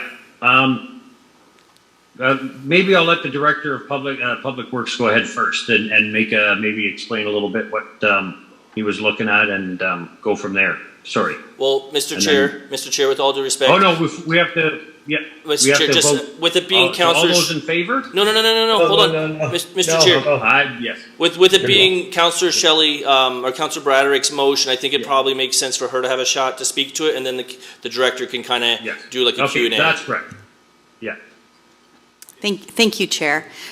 So tonight, as I filled up my gas tank at the bargain price of $1.97, I'm sure we're all I don't have to explain to everybody why that's so painful right now for all of us. So many people are starting to think, even more seriously about the electrical vehicle charging route. Maybe not right now, but perhaps in future vehicles. So I had seen a funding opportunity that had come through, I believe, the federal government, and had emailed out to the CAO, and she connected me with Director DiPaolo and wanted to look at the opportunity for bringing such of a community charging station either in the Smithville proper or perhaps in other places in West Lincoln. I think it's important for us to think about this being proactive, to stay competitive, relevant, and looking at attracting tourism to our community, that we need to be prepared for electric vehicle drivers looking for easy access to charging stations. And so therefore the charging infrastructure needs to be available to our community. So once I saw that funding opportunity, I wanted to make sure that and I knew our staff would be on board, but wanted to bring it to their attention. So if the director would like to, maybe perhaps update us on anything that he has investigated or knows about, or perhaps the CAO at this time, that would be great through you, Chair, to the director. Yeah. The director definitely wants to put something forward here. I did talk to him a bit about the agenda, so yeah, go ahead, Director DiPaolo. Yeah, thank you. So through the chair, there is a funding opportunity through NRCan. It's a Natural Resource of Canada. There's a local municipality that kind of teamed up with their hydro provider, and they installed a few EV charging stations as a pilot project, and then this funding opportunity came out to do it kind of on a larger scale through NRCan. So So I did reach out to NPEI, who's our hydro provider in West Lincoln, and I got confirmation through them that they will be applying for some funding through this initiative, and they'll be reaching out to us when they're completing their application, as well as other local area municipalities that they provide hydro service to. And then basically we will work with them and probably give them a few locations where we want to see EV charging stations at city facilities, and hopefully we get the funding and we'll be able to put it in.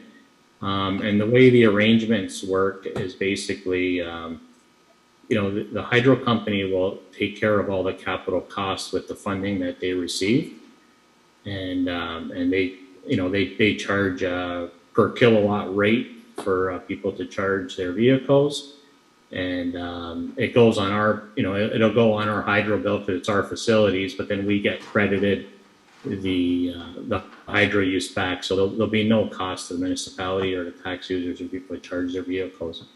That's kind of the arrangement. So I'm thinking when NPEI does reach out to us, you know, maybe we could suggest a few stations at Town Hall, the West Lincoln Community Center, and maybe even a couple of community centers in our rural areas. I think that would be an appropriate way to proceed this. And once we get more of the details from NPEI, then I'll definitely report back to this committee. Thank you, Director. That's all my questions. Mr. Chair, I have a question. Yes, Councillor Riley. Yes, go ahead, sir. Okay, thank you. It's more of a comment. So I'm happy to see this, and I'm happy to hear this. In fact, I've heard from a handful of residents who are already asking and inquiring, you know, if there's something in the works and what can be done, and recognizing. And this was actually just before, even though the gas prices were already starting to climb. This was before they hit their all-time highs, and so I think this is something that definitely. It is certainly needed. I think it's going to be the future of everything else that we see from here on out, and with every municipality. I'm kind of impressed that, you know, that we're possibly going to be one of the first ones that I'm aware of with some of these ones that haven't been done privately already. And so I just wanted to mention that there is a call for it in the community, and so I don't know how the numbers shape up in terms of our rural counterparts and our you know, wards 1 and 2, but I know at least in Ward 3 it will definitely be used, and I'm very curious and very excited to look forward to seeing that report. Hopefully it comes back sooner rather than later, but I know these things can take some time, and there's a lot of research, and the grant process itself could be a little bit laborsome for the energy company. But glad to hear we're teaming up with MPI, you know, and hopefully this is something that we can, you know, see sooner rather than later. So that's all. Nope, I thank you for that. Yeah, and just on that too, it's one of the first concerns I had. This is when I seen this was on the agenda. It's like, oh, we're going to subsidize this, or it's going to cost the taxpayers money. And definitely appreciated the director saying, no, this will be funded through things and by user fees. So that was good to hear. Basically, the only thing that might cost us in all essence would be just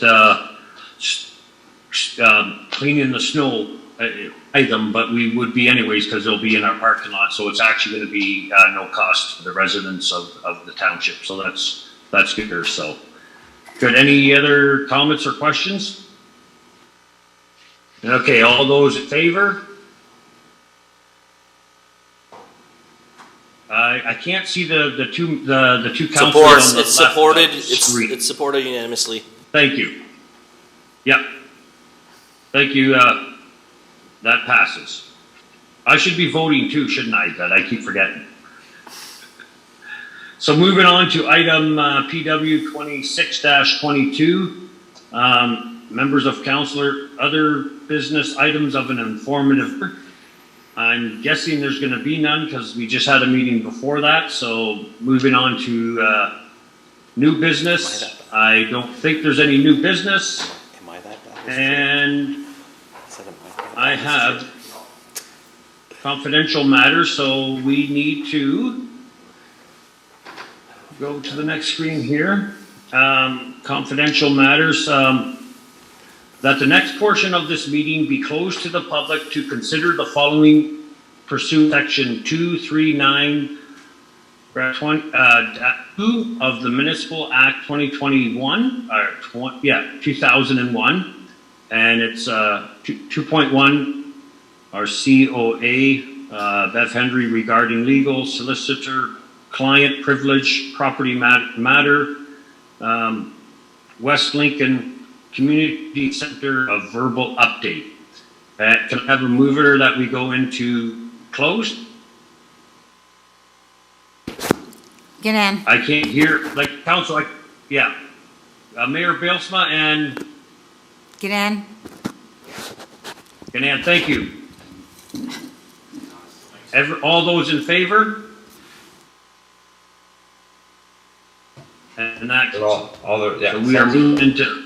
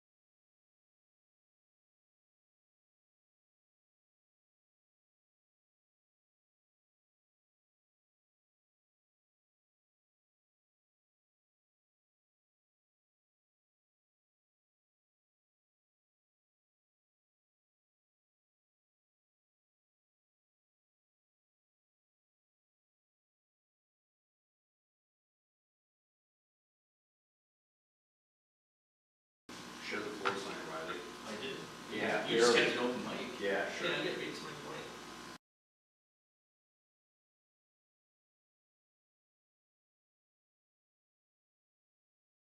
point. Go ahead, Councillor Jonker.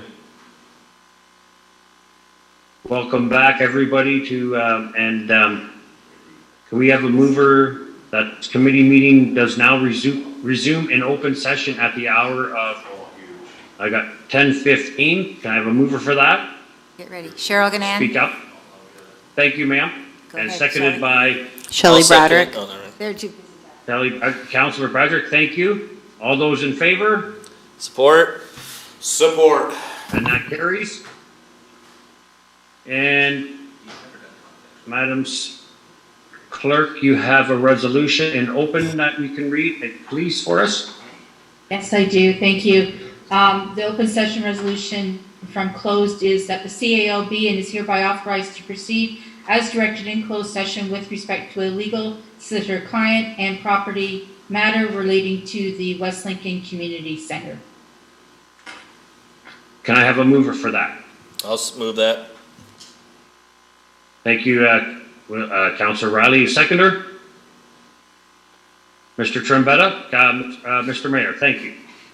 And all those in favor? Support. And that carries. That carries. Thank you.